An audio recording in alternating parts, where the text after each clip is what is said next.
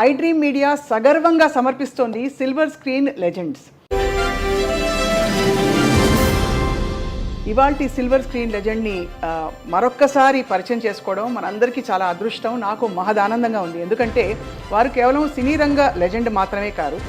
ఎందుకంటే వ్యాపారవేత్తగా 60 సంవత్సరాలు, ఒక సినిమా హీరోగా 50 సంవత్సరాలు, 40 సంవత్సరాలు నిర్మాతగా, రాజకీయంగా వారి ముద్ర వేసుకొని ఎన్నో రూపాలలో లైఫ్ టైం అచీవ్మెంట్ కంటే ఎక్కువగా సాధించేశారు.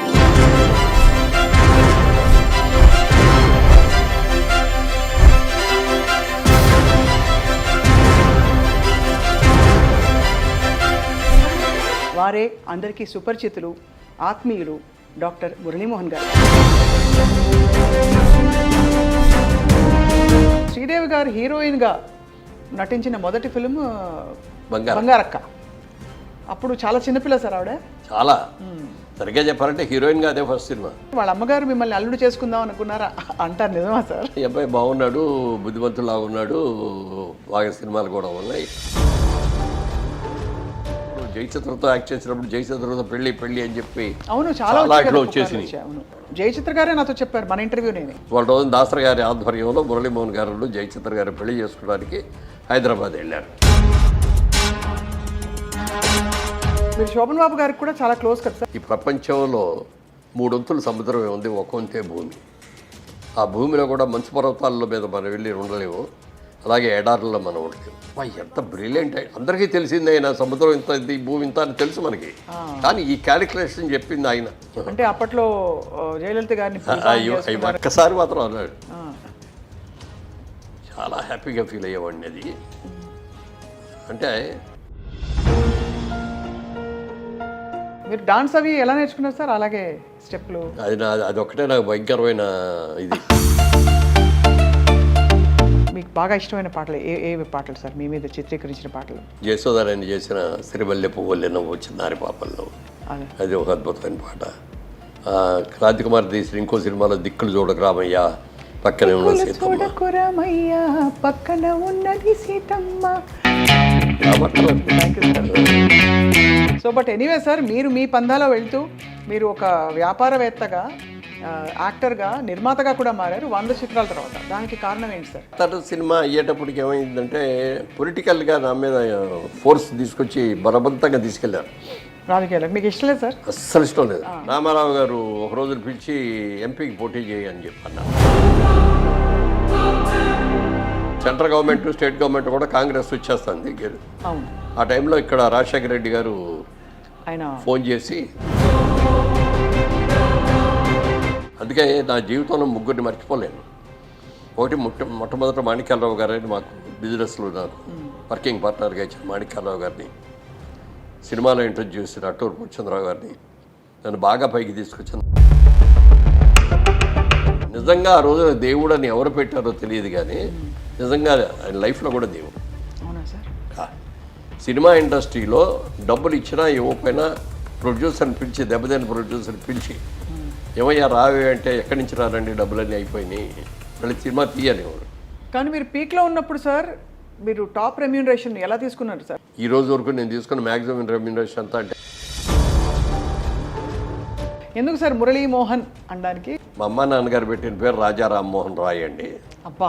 మా నాన్నగారికి పొలిటికల్ ఇంట్రెస్ట్ తోటి అట్లా పొలిటికల్ నాయకుల పేర్లు, మా తమ్ముడికి వేణుగోపాల్ తిలక్ అని పెట్టారు.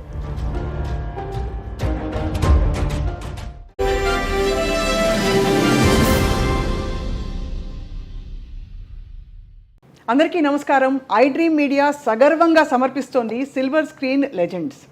ఇవాల్టి సిల్వర్ స్క్రీన్ లెజెండ్ని మరొక్కసారి పరిచయం చేసుకోవడం మనందరికీ చాలా అదృష్టం, నాకు మహదానందంగా ఉంది. ఎందుకంటే వారు కేవలం సినీ రంగ లెజెండ్ మాత్రమే కాదు.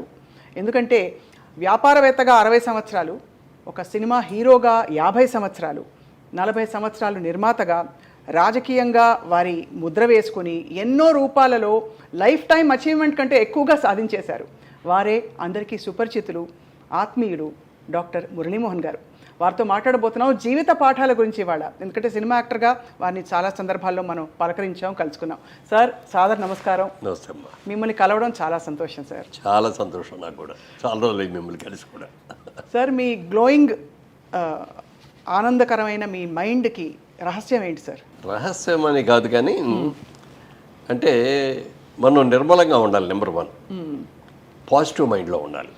ఎప్పుడైతే నెగిటివ్ మైండ్లో ఉన్నామో మన ఫేస్లో తెలిసిపోతుంది. అవును, నెగిటివ్ మైండ్లో ఉన్నాడు, వీడు వస్తున్నాడు, వీడు ఎందుకు వస్తున్నాడు అన్నట్టుగా అన్నీ నెగిటివ్ అయినా ఆలోచిస్తాం.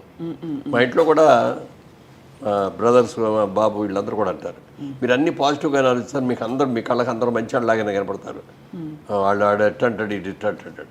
మనీవరా ఆడేదో ఉన్నాడని మనం ఎందుకు బాడీ చేసుకోవాలి? మనం పాజిటివ్గా ఉందాం. వాళ్ళు ఎలా ఉంటే మనకేంటి? మనకేమైనా నష్టం చేసేటట్టు చేస్తుంటే అప్పుడు ఆలోచిద్దాం. అందుకని నా శత్రువు అయినా వస్తే చక్కగా కూర్చోబెట్టి మర్యాద చేసి గౌరవించి పంపిస్తాం. మీ ప్రతి అవార్డు, మీ ప్రతి ఫోటోగ్రాఫ్ కూడా ఒక్కొక్క కథ చెప్తోందండి. ఎన్ని అనుభవాలు ఉండుండాలి సార్ మీకు? 350 చిత్రాలు, వ్యాపారవేత్తగా, రియల్ ఎస్టేట్లో, అన్నిట్లో మీ జీవిత మౌలిక సూత్రం ఏంటి సార్? మౌలిక సూత్రం అంటే చిన్నప్పటి నుంచి కూడా నాకు ఒక మంచి బిజినెస్ మ్యాన్ అవ్వాలి అనేది కోరికండి. అందుకే సరిగ్గా చదువు వంట పట్ల ఎస్ఎస్ఎల్సీ అని ఉండేది అప్పుడు, సెకండరీ స్కూల్ లీవ్ సర్టిఫికెట్ అని. పియూసీ 11th క్లాస్ తర్వాత ఇంటర్మీడియట్ తర్వాత మళ్ళీ పియూసీ వచ్చింది. ఓహోహో, అలా. ఇంటర్మీడియట్ అప్పుడు ఇదేమో 11th అయిన తర్వాత 2 years ఇంటర్మీడియట్ ఉండేది. 11th అయ్యాక అది ఇప్పుడు తీసేసి 1 year పియూసీ అని చేశారు. ఆ పియూసీ కూడా మానేసి ఇప్పుడు +1 +2 అంటున్నారు. సో అంతవరకే చదువుకున్నారు మీరు అప్పట్లో? అంటే అది పాస్ అయ్యారు, గట్టెక్కాను. అది పాస్ అయ్యి కాలేజీకి కూడా వెళ్ళాను. కాలేజీలో 2 ఏళ్ళు బాగానే చదువుకున్నాను. నాకు ఏమి చెడ్డ అలవాట్లు కానీ అటు ఆటలు వినటం కానీ ఏమి లేదు. సిన్సియర్గా చదువుకునేవాడిని, బాగా చదువుకోవాలని మనసులో కూడా కోరుకునేది, కష్టపడి చదివేవాడిని. మరి ఎందుకు పరీక్షల దగ్గరికి వెళ్ళేటప్పుడు ఒక టెన్షనో మరి లేకపోతే ఏమిటో తెలియదు. నాకు బాగా తెలిసినవి కూడా నేను రాయలేకపోయేవాడిని. ఎందుకు అంటే అప్పుడు అనిపించింది అనమాట, నా మైండ్ ఎక్కడో ఉంది, దీని మీద కాదు అనేది వచ్చి ఇక మనకి లాభం లేదు ఇది, ఈ చదువుతో మనం ముందుకెళ్ళాము. ఎందుకంటే డిగ్రీ అయినా చదవాలని చూశాను. చదువుకునే అవకాశాలు అన్నీ ఉన్నాయి, ఉన్నా కూడా ఇక మనకి ఇది వంట పట్టదు, దీని మీద మనం టైం వేస్ట్ చేయకూడదు, we have to go to the business అని అనిపించి. అప్పుడు వచ్చిన ప్రాబ్లం ఏంటంటే ఫాదర్ ఆయన పొలిటికల్లో పెద్ద లీడర్ అయినారు. అవును, కాంగ్రెస్ పార్టీలో ఉన్నారు కదా? కాంగ్రెస్ పార్టీ కదా? కాంగ్రెస్ పార్టీ స్వాతంత్ర సమరయోధుడు ఆయన. ఇంకా స్వాతంత్ర సమరుడు అయిన ప్లాంక్ అవి కూడా ఇచ్చారు. అవన్నీ కూడా తామలపత్రం అయ్యి అన్ని ఫెసిలిటీస్ అన్ని కూడా ఇచ్చారు. ఆయన బిజినెస్ చేసేవారు ఆదిలాబాద్ డిస్ట్రిక్ట్లో, ఫారెస్ట్ కాంట్రాక్ట్స్ చేసేవారు. అప్పుడు మేము స్కూల్లో చదువుకుంటూ ఉండేవాళ్ళం. సమ్మర్ హాలిడేస్ రాగానే నేను అక్కడికి వెళ్ళిపోయి ఆ ఫారెస్ట్లో ఆ వర్క్లో తిరిగేవాడిని. అందరూ వచ్చి మా ఫాదర్ అదేమండి అంత చిన్న కుర్రాడిని ఫారెస్ట్లో తిప్పుతున్నారేంటండి అన్నాడు. అంటే నేను చెప్పినా వెండయ్యా ఇటు వాడికి ఇష్టం అది, అందుకని చేస్తాడు. అది ఆ 3 ఏళ్ళ సెలవులు అన్నాళ్ళు అక్కడే ఉండిపోయి మళ్ళీ వచ్చేసేవాడు. అట్లా నేను ఇంటర్ఫీర్ అవుతూ ఉండేవాడిని.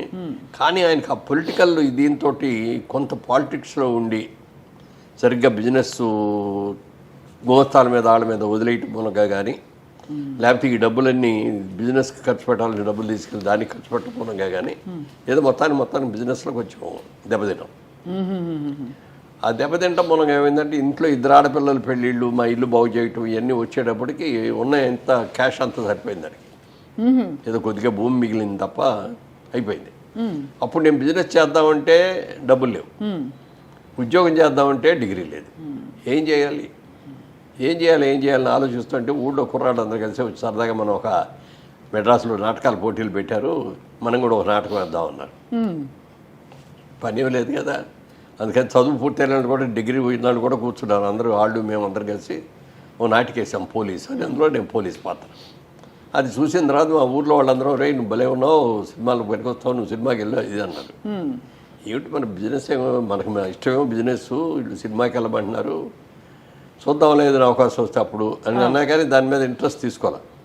ఆ టైంలో మా చిన్నాన్నగారు, మా నాన్నగారికి తోడలుడు రామిరెడ్డి గారు కదా? రామిరెడ్డి గారు అన్నయ్య, రామిరెడ్డి గారు అన్నయ్య మాణిక్యాలరావు గారు అని ఆయన పిలిచి నన్ను ఇట్లా నేను బిజినెస్లు విజయవాడలో బ్రాంచ్ పెట్టాలనుకున్నాను. ఆయనకి ఏలూరులో చాలా పెద్ద షాప్ ఉంది, tractors, oil engines, electric Motors అన్నీ అమ్ముతారు వాళ్ళు.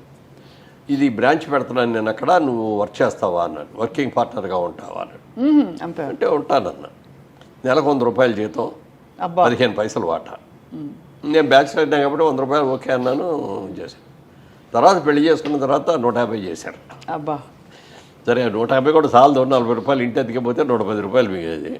ఆ 110 రూపాయలు ఖర్చు పెట్టుకుని ఇంటి దగ్గర నుంచి బియ్యం, పప్పులు, ఉప్పులు అన్నీ తెచ్చుకునేవాడు. మీరే హ్యాపీగానే ఉండేవాడు అప్పుడు కూడా. కానీ పొదుపు అప్పుడే అలవాట మీకు? అప్పుడే అలవాటు, చిన్నప్పటి నుంచి కూడా పొదుపు. ఎలా సార్ ఫస్ట్ తీసి పెట్టేస్తారా డబ్బులు? 20 పైసలు అలా తీసి అని పెట్టారు? కాదు, అలా అని కాదు, కానీ ఇట్లా నా ఫాదర్ బిజినెస్లో ఉండటం మూలంగా డబ్బులు అయితే బిజినెస్లో టర్న్ ఓవర్లో ఉండగా గబుక్కుని క్యాష్ కావాలంటే రాదు. అవును.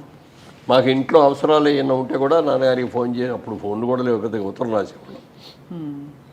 ఉత్తరం రాస్తే ఏలూరులో టెంబర్ డిపో ఉంది, ఆ టెంబర్ డిపోకి వెళ్ళి నేను వాళ్ళకి చెప్తాను, నేను ఫోన్ చేసి, ల్యాండ్ లైన్లే ఉండేవి అప్పుడు, ఫోన్ చేసి చెప్తాను, అక్కడికి వెళ్ళి తీసుకునేవారు. అక్కడికి వెళ్ళినప్పుడు వాళ్ళు ఇచ్చేవారు. మళ్ళీ డబ్బులు వెంటనే మనం అడగలేం కదా, మళ్ళీ డబ్బులు వచ్చేవరకో లేకపోతే నాన్నగారు వచ్చేవరకో దీన్ని పొదుపుగా వాడుకోవాలి, అనవసరపు ఖర్చులు చేయకూడదు. మా మదర్కి కూడా బాగా అది చాలా ఇది, వచ్చిన డబ్బుని ఎంత పొదుపుగా చేయాలి, ఎలా ఖర్చు చేయాలి అనేది బాగా తెలుసు. ఆ పొదుపు నాకు వచ్చింది. నాన్నగారికి ఆ పొదుపు లేదు. నాన్నగారంతా ఫ్రెండ్స్, పార్టీలు ఇట్లా ఉండేది ఆయనకి, స్నేహితులతో గడపడం అయ్యింది. అయ్యేమో నాన్నగారి దగ్గర నుంచి వచ్చి, నాకు అమ్మ దగ్గర నుంచి ఏమో పొదుపు వచ్చింది. Best of both world sir. మీరుండే ప్రపంచం నిజానికి అన్ని అనకూడదు కానీ అన్ని రకాల అలవాట్లకి, అన్ని రకాల దురలవాట్లకి, ఇంకా మీరు తప్పుడు నిర్ణయాలకి ఒక వేదిక దాదాపు. ఎందుకంటే సార్ ఎవరిని అండం కాదు సార్, మహానుభావులు అందరూ, కానీ ఆ వాతావరణం అలా ఉంటుంది. కానీ మీరు క్రమశిక్షణతో నిలదొక్కుకోవడానికి ఆ మైండ్లో పనిచేసే విషయం ఏంటి సార్? జీవితం ఒక గొప్ప అవకాశం, మనం ఎప్పుడూ ఒక మాట అనిపించుకోకూడదు, ఎవరు మన అనకూడదనా, లేదు బాగా సాధించాలి, సంపాదించాలని ఏం నడిచేది సార్? అది చిన్నప్పటి నుంచి వచ్చిందండి. మనం ఎవరిని తప్పుగా చూడకూడదు, ఎవరితోనూ విమర్శించబడకూడదు, ఎవరిని మన వేలెత్తి చూపకూడదు అనేది చిన్నప్పటి నుంచి కూడా ఉంది. దాని మూలంగా ఏంటంటే, ఎంత రాముడు మంచివాడు అంటారే, అలా రాముడు మంచివాళ్ళు చదువుకునే రోజుల్లో కానీ, కాలేజీలో రోజుల్లో కానీ అన్నీ అలాగే చేసేవాడిని. బిజినెస్లోకి వెళ్ళాక కూడా బిజినెస్ పక్కాళ్ళందరూ ఎలా చేస్తారు, నేను కొత్తగా దిగాను అందులో. అప్పటికి నాకు సంబంధం లేని బిజినెస్లో దిగాను అనమాట. Electric Motors, oil engines. గోరు పని ఎప్పుడు అనిపించలేదా అప్పుడు? అంటే సంపాదన మీద పెట్టారు. కంప్లీట్ మైండ్ అంతా నాకు కావాల్సింది అదే కదా. డే అండ్ నైట్ వర్క్ చేశాను. కంపెనీ ప్రాఫిట్లోకి తీసుకొచ్చిన తర్వాత ఒక రోజున ఆయనే పిలిచి అన్నారు, నా షేర్ వదిలేద్దాం అనుకుంటున్నా, నువ్వు తీసుకుంటావా అని. నా దగ్గర డబ్బులు లేవు కదండి అన్న. చూసుకో మరి, నన్ను ఎవరెవరో వచ్చి అడుగుతున్నారు, వారం రోజులు టైం ఇస్తున్నా, నువ్వు కనుక తీసుకోగలిగితే నువ్వే తీసుకో, ఫస్ట్ నీకు 10 రూపాయలు తక్కువగా నేను నీకే ఇస్తాను, లేదంటే బయట వాళ్ళ ఆఫర్ ఉంది, మంచి ఆఫర్ అయింది, ఇచ్చేస్తాను. ఏం చేయాలో తెలియదు, డబ్బులు ఎవరిని అడుగుతాం. ఇంటికి వెళ్ళి కూర్చొని ఆలోచిస్తాను, ఏం చేద్దాం అని ఆలోచిస్తా అంటే నా వైఫ్ అడిగింది, ఏంటి ఆలోచిస్తారు సీరియస్ కింద అని. చూస్తాను, ఏం లేదు, మామూలుగానే ఉన్నాను. ఏమైనా ఆఫీస్లో ఏమైనా జరిగిందని? ఏమీ జరగలేదు, శుభ్రంగా ఉన్నాను. లేదు, మీరు ఏదో ఆలోచిస్తారు చెప్పండి. అప్పుడు చెప్పాను, ఇట్లా చిన్నాన్నగారికి ఈ ఆఫర్ ఇచ్చారు, మరి ఆఫర్ ఇస్తే తీసుకోవచ్చు కదా అని. నా దగ్గర డబ్బులు అయ్యి తీసుకోవడానికి, నా దగ్గర డబ్బులు లేవు కదా అన్న. మా నాన్నగారు వాళ్ళు, మా అమ్మ నాన్నగారు నాకు 5 ఎకరాల పొలం ఇచ్చారు, అది అమ్మేద్దాం, అది అమ్మేసి అది బిజినెస్ పెట్టుకుందాం అంటే నేను దానికి ఒప్పుకోలే. ఆడపిల్లలకి ఒక ఇదిగా ఇస్తారు తల్లిదండ్రులు, రాబోయే రోజుల్లో కుటుంబం ఏదైనా కూడా అమ్మాయి బాధపడకూడదని ఇస్తారు. దాన్ని అమ్మటం అనేది నాకు ఇష్టం లేదు. బిజినెస్ అన్న తర్వాత లాభం రావచ్చు, నష్టం రావచ్చు. ఇక పొద్దున బిజినెస్లో నష్టం వచ్చిందనుకో, నీకు ఆ 5 ఎకరాలు కూడా లేకుండా చేసినండి అవుతాను నేను. వద్దంటే వద్దాను. తను నన్ను కన్విన్స్ చేసి వాళ్ళ పేరెంట్స్తో మాట్లాడగానే వాళ్ళు ఇమ్మీడియట్గా యాక్సెప్ట్ చేశాను. అబ్బాయి బుద్ధిమంతులు శుభ్రంగా చేసుకుంటున్నాడు, మనం తీసుకొని మీకు ఇచ్చిందే కదా అని వాళ్ళే వెంటనే అమ్మిపెట్టి డబ్బులు కూడా ఆ విధంగా అదే కంపెనీలో మరి 50% షేర్ అక్కడక్కడి నుంచి అంచెలంచెలుగా అక్కడి నుంచి అది బాగా బిజినెస్ డే అండ్ నైట్ చేసేవాడిని. అలా చేస్తున్న టైంలో నాకు సినిమా ఇండస్ట్రీలో చాలామంది ఫ్రెండ్స్ ఉన్నారు.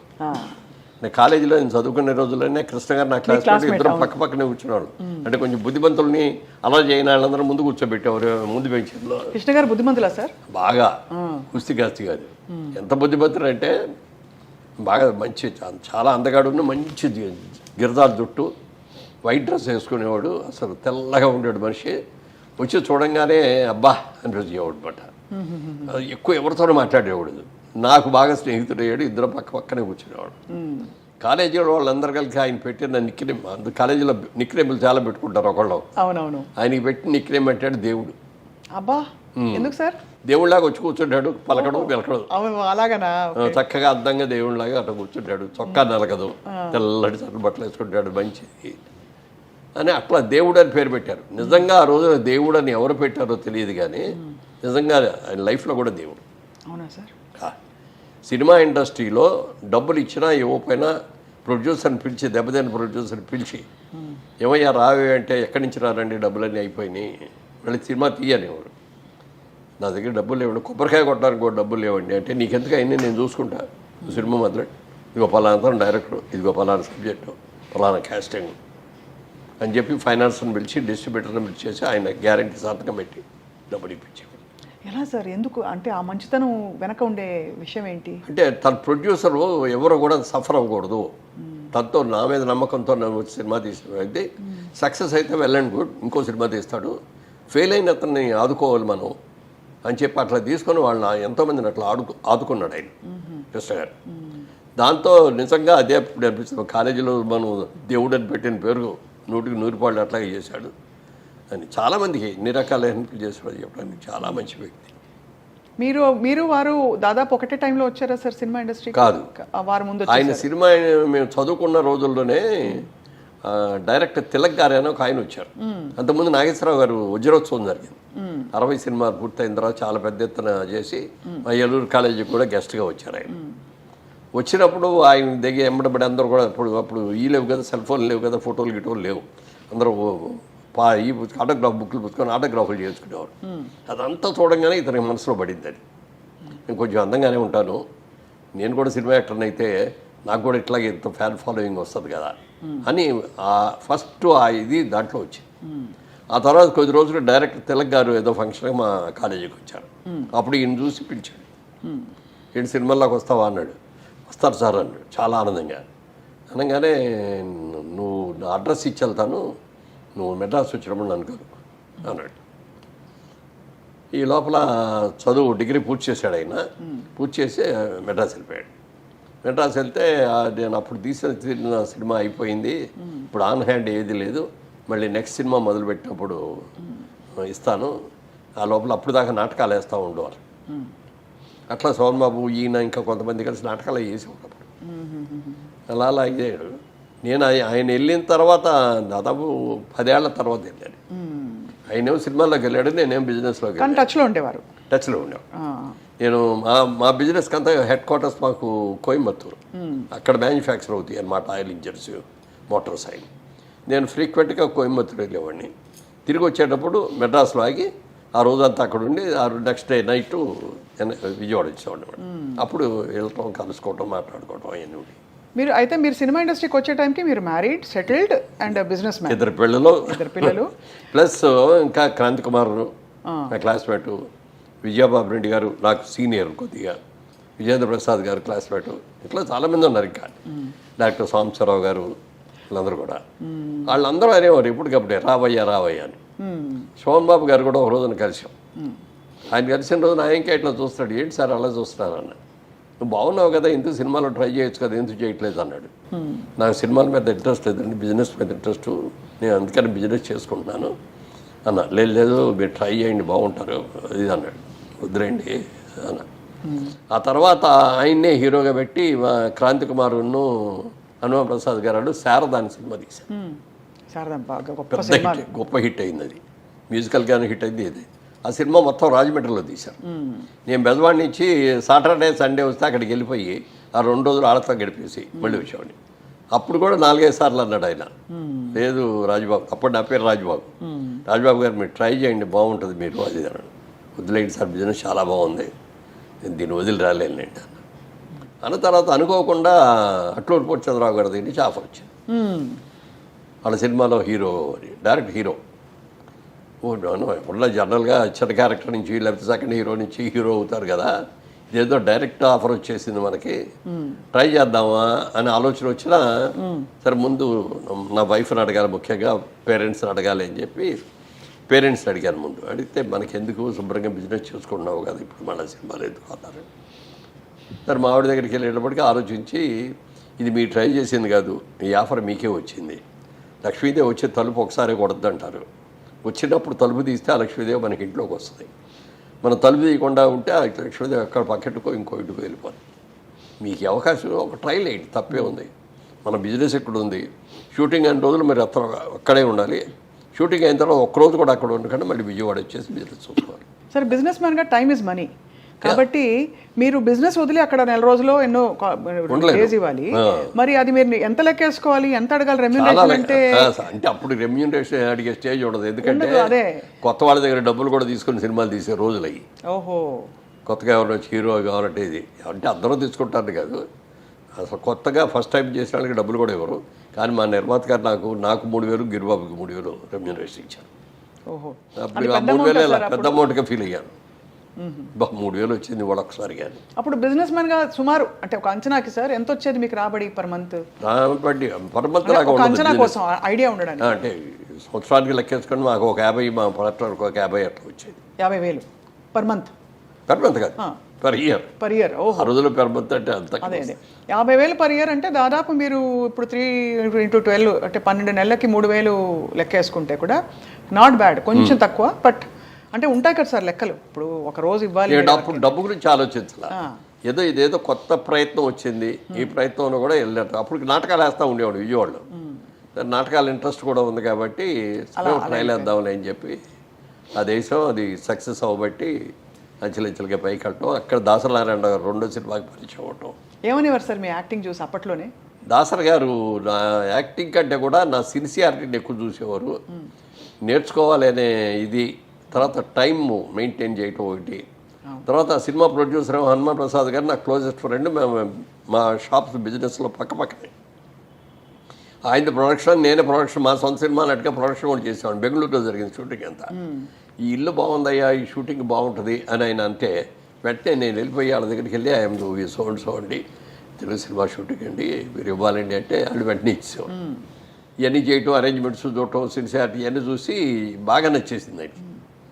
మురళి నిన్ను పెద్ద యాక్టర్ అని చేస్తాను నేను. మురళీమోహన్ అని పేరు వారే పెట్టారు? లేదు, పేరు ఆయన పెట్టారు, అట్లూరు పూర్ణచంద్రరావు పెట్టారు. ఎందుకు సార్ మురళీమోహన్ అనడానికి? అంటే అట్లూరు పూర్ణచంద్రరావు గారు సినిమా మా జగమేమాయి తీసేటప్పుడు నేను హీరో, గిరిబాబు విలన్ను, కబడ్డీ రాజబాబు గారును విజయలలిత గారు వాళ్ళు సీనియర్ యాక్టర్ దాంట్లో. మరి ఆయన రాజబాబే, నేను రాజబాబు అంటే ఎట్లా టైటిల్స్లో మళ్ళీ హీరో రాజబాబు, కమెడియన్ రాజబాబు అని అనుకోవాల్సి వస్తుంది. సేమ్ నేమ్ ఒకటి. అతను మంచి ఊపులో ఉన్నాడు, ఇప్పుడు చాలా ఫైల్లో ఉన్నాడు.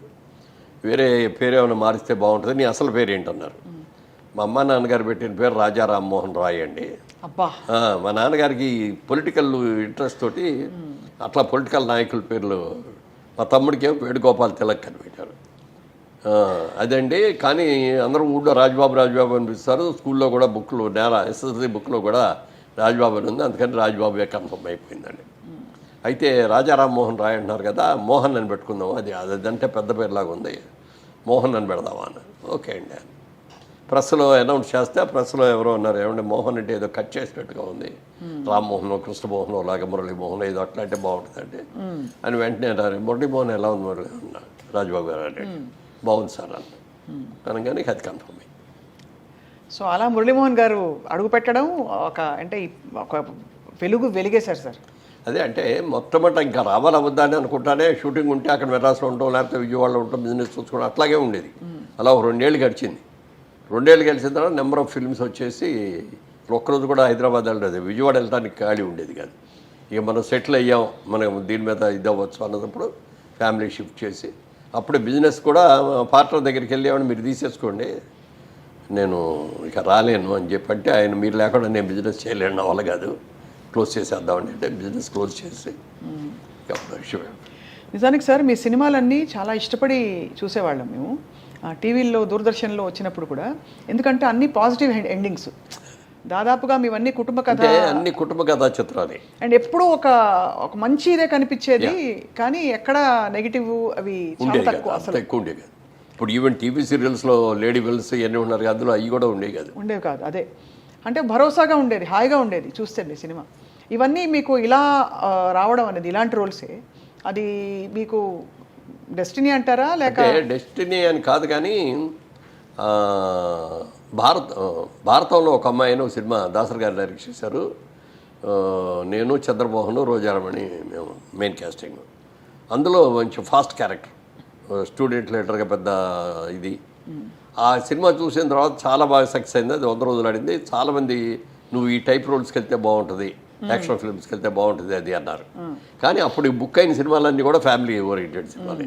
రాఘవేంద్రరావు గారి డైరెక్షన్లో ఫ్యామిలీయే, దాసరి గారి డైరెక్షన్లో ఫ్యామిలీయే, ఇంకా ఎవరితో చూసుకున్నా అన్ని ఫ్యామిలీ ఓరియంటెడ్ వచ్చాయి. తర్వాత అందరూ కూడా ఒక మార్క్ వేసారు.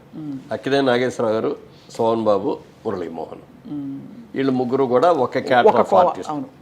ఎన్టీ రామారావు గారు, కృష్ణ గారు, కృష్ణరాజు గారు, వాళ్ళు ఒక ఇది అని అట్లా ఆ ముద్ర వేసారు. అయ్యే వచ్చినాయి, ఆ క్యారెక్టర్లు వచ్చినాయి. దాన్ని నాకు కూడా అదే ఇష్టం. ఓసాయి ఫైట్లు ఇట్లు క్రైమ్ ఇవన్నీ కంటే కూడా హ్యాపీగా ఫ్యామిలీ కుటుంబంలో ఉన్న ప్రతి ఒక్కళ్ళు వెళ్ళి కూర్చొని హ్యాపీగా సినిమా చూసేటట్టు బయటకు రావాలి తప్ప పిల్లలు మీరు రాకూడదు, మేము చూడాలి, మీరు రావద్దు అని కానీ ఇట్లాంటివి ఉండకూడదు. వాళ్ళ మైండ్ పొల్యూట్ కాకూడదు అని ఆ ఆలోచనతో అన్నీ అయ్యావు. మేము తీసిన సినిమాలు కూడా 25 సినిమాలు తీసినా ఇందులో యాక్షన్ సినిమా ఒక్కటి కూడా లేదు. కథలో యాక్షన్ ఉంటుంది కానీ త్రూఅవుట్ క్రైమ్ సినిమా లాగా ఒక్కటి కూడా తెలియదు. ఇష్టపెట్టి కాల్చుకోవడాలు, తప్పుకోవడాలు ఇట్లాంటివి. అదే సో అక్కడ డెలిబరేట్గా ఒక పాజిటివ్ ఆరా ఎప్పుడూ ఉండేది మీతో ఫాలో అవుతూ. అప్పటి నుంచే మీకు దేవుడి మీద నమ్మకం బాగా ఎక్కువ? చిన్నప్పటి నుంచి మా అమ్మగారికి బాగా దేవుడు భక్తి. మా నాన్నగారికి అంత ఉండేది కాదు కానీ మా అమ్మగారికి బాగా. రోజు ఆవిడ కృష్ణుడి మీద, రాముడి మీద పాటలు పాడుతూ ఉంటారు, భజనలు చేసుకుంటూ ఉంటారు. పాడేవారు సార్? చాలా పాడేవారు కూడా. సో ఆవిడ చూసి మేమందరం కూడా నేర్చుకున్నాం. తర్వాత ఆవిడ పొద్దున్నే నిద్రలాగానే దేవుడికి దండం పెట్టుకొని దిగు మంచం పెంచారు. ఎవరు రాత్రి పడుకున్నప్పుడు కాళ్ళు కడుక్కొని వచ్చి మంచం మీద పడుకోబోయే ముందు దేవుడికి దండం పెట్టుకొని మళ్ళీ పడుకోనేవారు. అట్లా అది చిన్నప్పటి నుంచి అలవాటయ్యి. నేను బిజినెస్లోకి వెళ్ళాక కూడా రోజు ఇంటి దగ్గర పూజ చేసుకోవటం, వెళ్ళటం అది అదొక అలవాటు. అది ఇప్పటికీ ఎట్లాగే ప్రాబ్లంగా అవుతారు, కంటిన్యూ అవుతుంది. సార్, శ్రీదేవి గారు హీరోయిన్గా నటించిన మొదటి ఫిలిం బంగారక్క. అప్పుడు చాలా చిన్నపిల్ల సార్ ఆవిడ. చాలా సరిగ్గా చెప్పాలంటే హీరోయిన్గా అదే ఫస్ట్ సినిమా. అవును, చంద్రమోహన్ అని అంటారు కానీ అందరూ 16 ఏళ్ళ వయసు అని ఇదే ఫస్ట్ సినిమా. అవును.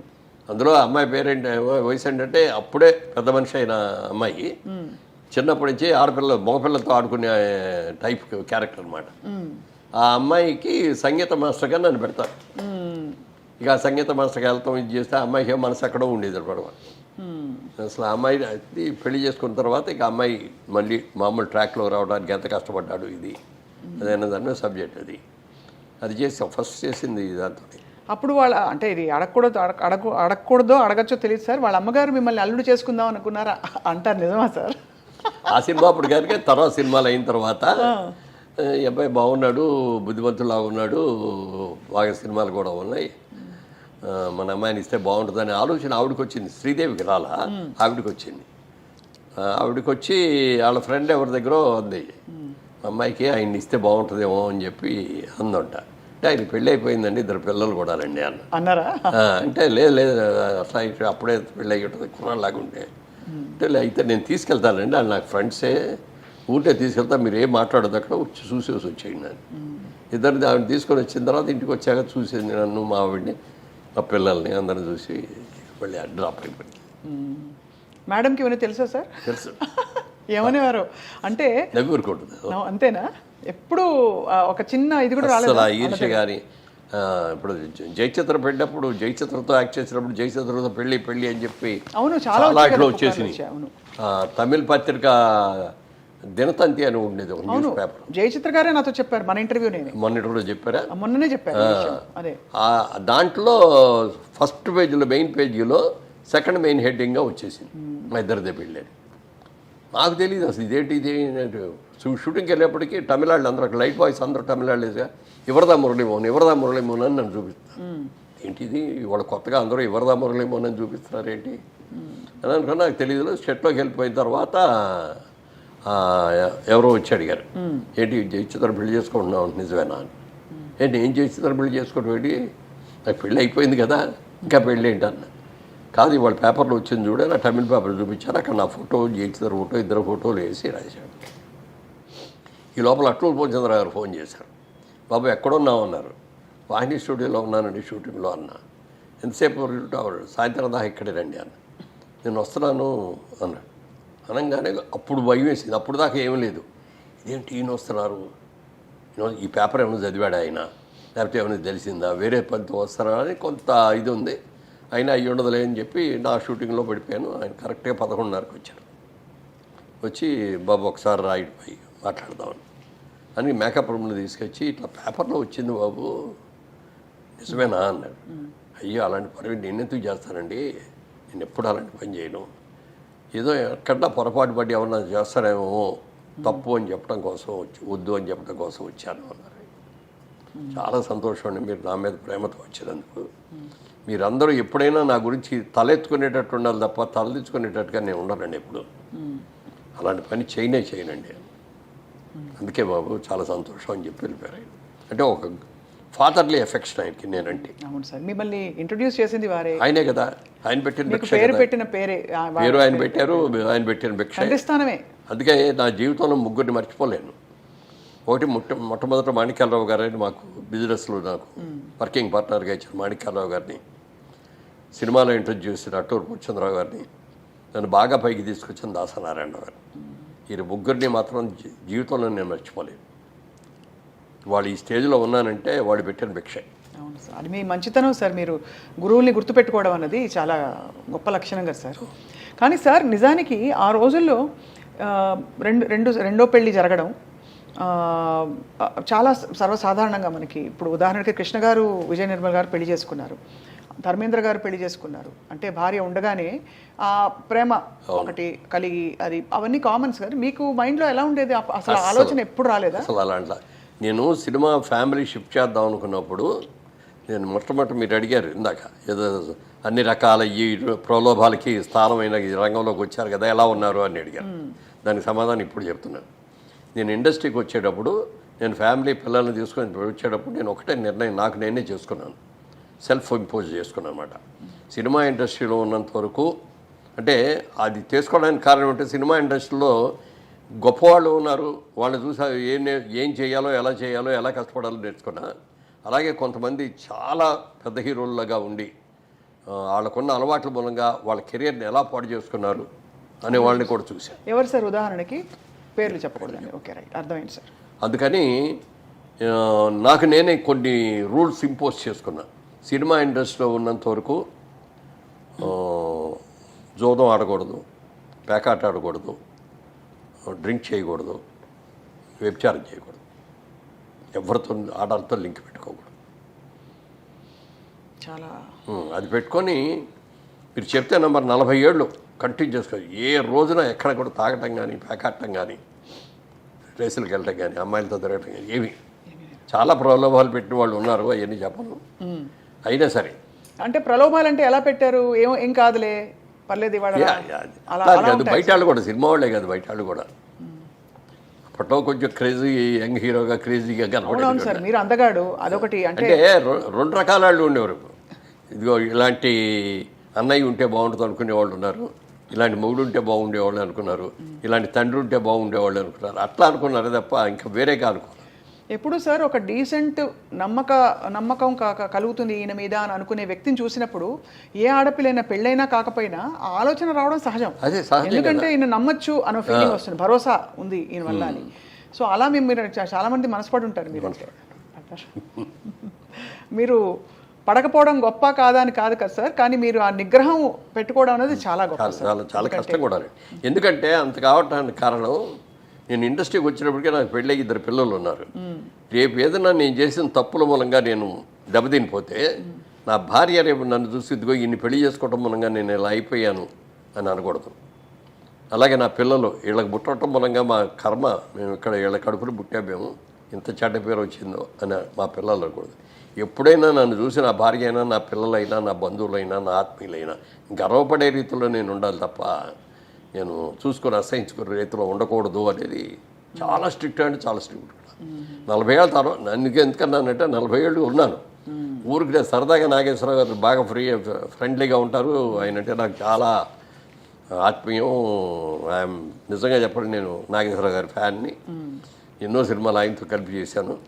ఆయన ఒక రోజు అడిగారు సరదాగా, మురళి సాయంత్రం పూట నువ్వేం తీసుకుంటావు అన్నారు. నేను ఏం తీసుకోనండి అన్న. అదేమిటయా బాగా నిద్రపడుతుందా అన్నాడు. శుభ్రంగా పడుకుంటాను, నీళ్ళు పడుకోగానే నిద్ర వచ్చేస్తాడు. కాదు 60 ఏళ్ళు దాటిన తర్వాత అప్పటికి క్యారెక్టర్ రోల్స్ వేస్తాను. హీరోలు అయిపోయి క్యారెక్టర్ రోల్స్లో ఉన్నప్పుడు అడిగాను అన్నమాట. 60 ఇయర్స్ దాటిన తర్వాత కొంచెం ఏదో ఒకటి తీసుకుంటా ఉండాలి. రవస్ అయిన కూడా కొంచెం వీక్ అయ్యి ఉంటాయి. వాటిని యాక్టివైజ్ చేయాలంటే ఏదైనా ఒక మంచి డ్రింక్, మామూలుగా సారా కొట్టడం, ఇయ్య కొట్టేసి తాగేసి వాగటం, కింద పడిపోవటాలు, రోడ్ల మీద పడిపోవటాలు ఇట్లా కాదు.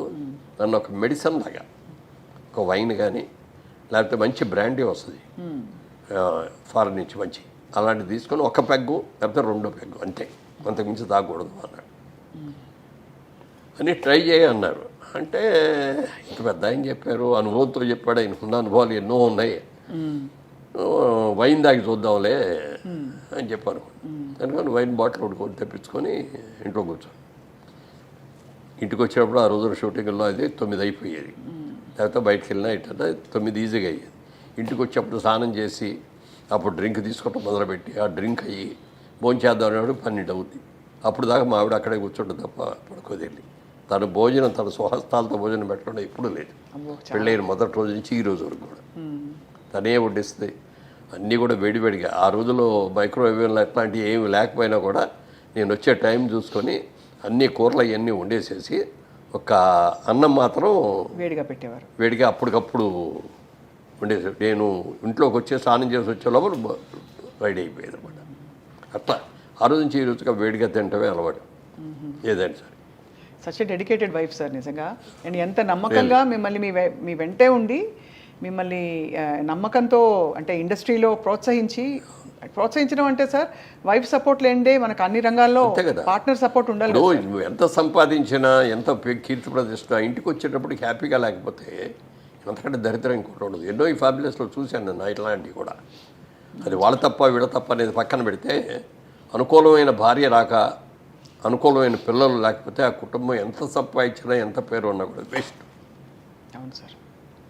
నా అదృష్టం నన్ను దేవుడు పూజ చేయటం మూలంగా కానీ తల్లిదండ్రులు నాకు ఇచ్చిన శిక్షణ మూలంగా కానీ అలాగే నన్ను ఇంట్రడ్యూస్ చేసిన ప్రొడ్యూసర్ మూలంగా కానీ నన్ను దారిలో పెట్టి అభివృద్ధి చేసిన దాసర గారి మూలంగా కానీ ఎవరైనా సరే వీళ్ళందరూ కూడా నాకు ఒక క్రమశిక్షణని బాగా నేర్పారు. ఎలా ఉండాలో నేర్పారు, ఎలా ఉండకూడదో కూడా నేర్పారు.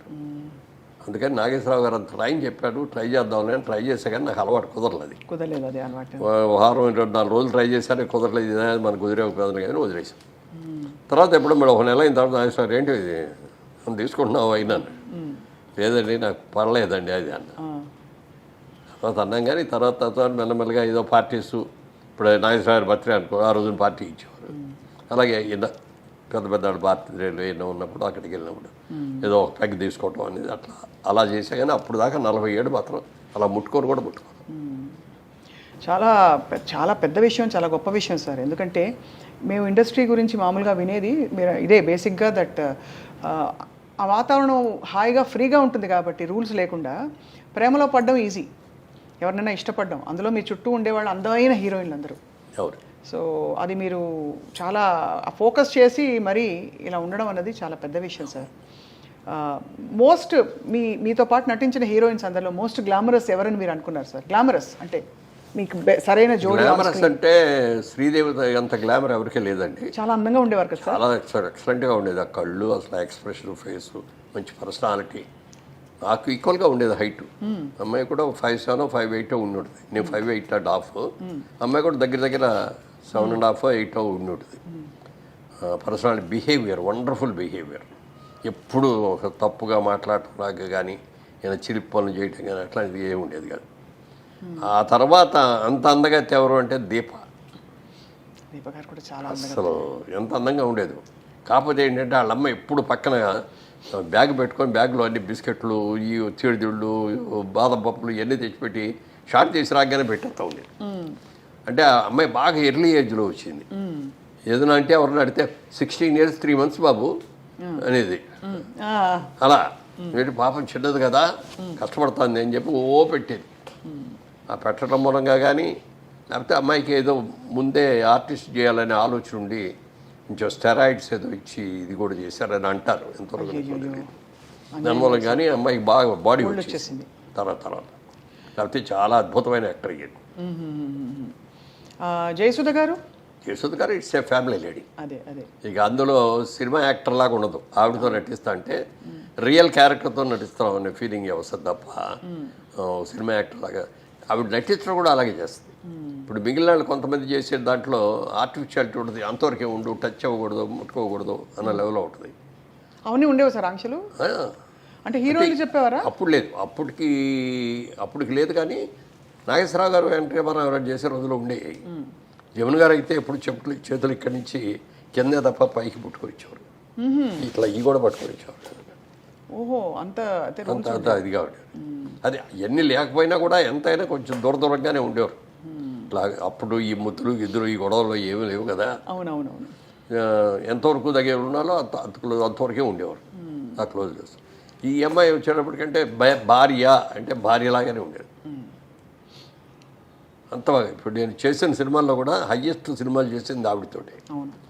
మా సినిమా ప్రొడక్షన్లో కూడా ఆవిడ చాలా సినిమాలు చేసింది. Very cooperative artist. అసలు మామూలుగా హీరోయిన్ లాగా గిద్దుకోటాలు ఉండవు. సింపుల్గా మేకప్ వేసుకొని వచ్చేస్తుంది. ఇది మధ్యతరగతి కుటుంబం క్యారెక్టర్ అంటే దానికి తగ్గట్టే హెయిర్ డ్రెస్ దానికే ఉంటుంది. పెద్ద హెయిర్ డ్రెస్ కూడా చేసుకునేది కాదు. మామూలు నేత చీరలు, పట్టు చీరలు లాంటివి ఇట్లాంటివి కట్టుకొని అట్లా న్యాచురల్ యాక్టర్ లాగా ఉండేది అనమాట. సో అలా మరి జయచిత్ర గారితో ఆ రూమర్ వచ్చిన తర్వాత మీరిద్దరూ మాట్లాడుకోవడం జరిగిందా సార్? అయ్యో ఇలా వచ్చేసింది, ఎలా క్లియర్ చేద్దామని. కోర్టుకి వెళ్ళినట్టున్నారు కదా మేడం? నేనే వెళ్ళాను. కోర్టుకి వెళ్ళలేదు. ముందు నోటీస్ ఇచ్చాం వాళ్ళకి, పేపర్ ఆడికి ఇవ్వగానే ఆడి పరిగెత్తుకు వచ్చేసి, సార్ మా వాడు ఎవడో తప్పుగా ఇచ్చాడు, సారీ అండి క్షమించండి అంటే అది విత్డ్రా చేసుకున్నారు. చేసుకున్న తర్వాత అది జరిగిన నెల రోజులకి అప్పుడు అన్ని సినిమా అక్కడి నుంచి మెడ్రాస్ నుంచి వచ్చేవాళ్ళం కదా, మెడ్రాస్లోనే ఉంది ఇండస్ట్రీ. మార్నింగ్ ఫ్లైట్కి ఇక్కడ షూటింగ్ వస్తున్నాం. దాసరి గారు ఒక షూటింగ్ వస్తున్నారు, నేను ఒక షూటింగ్కి వెళ్తున్నాను, జయచిత్ర గారు ఒక షూటింగ్కి వెళ్తున్నారు. ముగ్గురు ఫస్ట్ మార్నింగ్ ఫ్లైట్లో ఇక్కడికి వచ్చాం. ఆడు మళ్ళీ ఇమ్మీడియట్గా నెక్స్ట్ డే ఆడు పేపర్లో రాశాడు, వాళ్ళ రోజు దాసరి గారి ఆధ్వర్యంలో మురళీమోహన్ గారు జయచిత్ర గారు పెళ్లి చేసుకోవడానికి హైదరాబాద్ వెళ్ళారు. ఎక్కడ కూడా రా బాబు, ఆవిడ ఎప్పుడు నువ్వు అని కూడా పర్లేదు. ఇన్నేళ్లలో నువ్వు అని కూడా అనలేదండి. నా హీరోయిన్స్ ఎవరైతే మీరేనే అంటాను నేను, ఎవరిని కూడా. యశోదరు కూడా నువ్వు అంట, నువ్వు అన్నాను, మీరేనంట. కాబట్టి ఏంటంటే జయసేత్తో క్లోజ్ ఏంటంటే I treat her as my sister, అందుకని బాగా క్లోజ్గా ఉంటాం.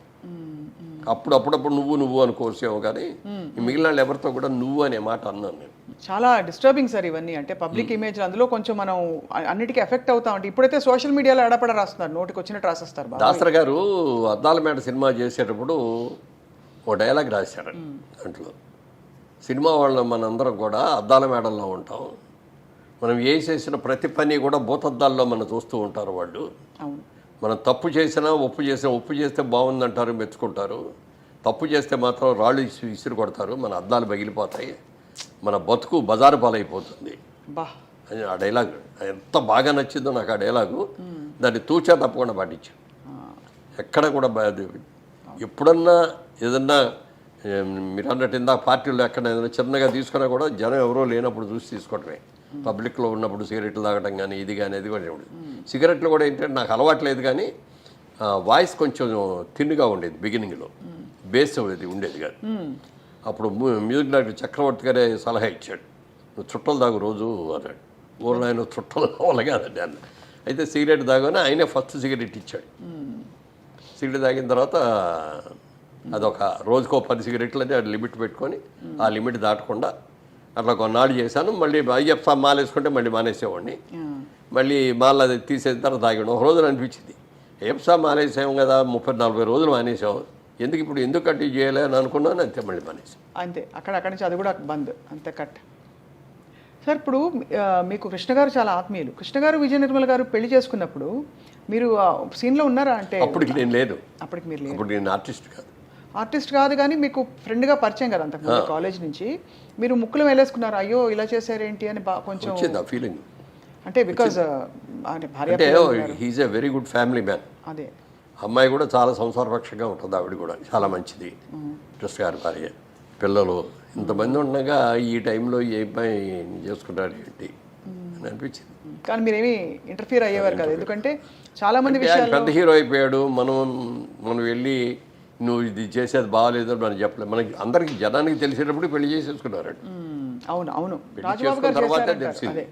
అవును, చాలా ధైర్యం సార్. కానీ సక్సెస్ఫుల్గా నడిపించి ఇద్దరు, అంటే ఆవిడ కూడా అది మాత్రం అంటే భార్యగా ఉండగా రెండో భార్యను చేసుకోవడం అనేది తప్పే అయినా కూడా ఒక మంచి నిర్ణయం వాళ్ళిద్దరు తీసుకున్నారు. అంటే ఇద్దరికి కూడా మంచి జరిగింది, బెనిఫిట్ అయింది. అవును అవును సార్, అవును. ఆవిడ కూడా ఒక మంచి హస్బెండ్ని చేసుకొని ఆవిడ కెరియర్ బ్రహ్మాండంగా గ్రో అయింది, Director హీరోయిన్గా గ్రో అయింది. డైరెక్టర్ అవ్వాలని నువ్వు ఈయనే ఎంకరేజ్ చేశాడు, కృష్ణ గారే ఎంకరేజ్ చేశాడు. నువ్వు సినిమాలు తీయి, నువ్వు పనికొస్తావు, నువ్వు సినిమా తీయగలవు అని చెప్పి చేశాడు. మరి వాళ్ళ గిన్నీస్ బుక్ ఆఫ్ వరల్డ్ రికార్డులో ఒక మహిళా దర్శిలాగా ఆవిడని దాన్ని ఎవరు బీట్అవుట్ చేయలేరు. కరెక్ట్ సార్, అదే అదే అనిపిస్తుంది. అట్లా కృష్ణ గారు బాగా ఎంకరేజ్ చేశారు. అలాగే ఆవిడ కూడా కృష్ణ గారిని ఎప్పుడు ఏం కావాలో ఆయనకి అన్నీ కూడా చాలా జాగ్రత్తలు చూసుకోవటం. ఆయన చనిపోయే ముందు కూడా ఆయన కావలసిన జాగ్రత్తలు ఫ్యామిలీ అందరికీ ఏమేమి చెప్పాలో అన్నీ కూడా చెప్పాడు. అంత బాగా గొప్ప అదే అనిపిస్తుంది సార్. ఒక్కోసారి అంటే చిన్న జీవితం, ప్రేమ కలిగితే అంటే ఎందుకు చేసుకోకూడదు అనే భావన కలగడం అంతే కదా సార్. అవును. సో బట్ ఎనీవే సార్, మీరు మీ పందాలో వెళ్తూ మీరు ఒక వ్యాపారవేత్తగా, యాక్టర్గా, నిర్మాతగా కూడా మారారు 100 చిత్రాల తర్వాత. దానికి కారణం ఏంటి సార్?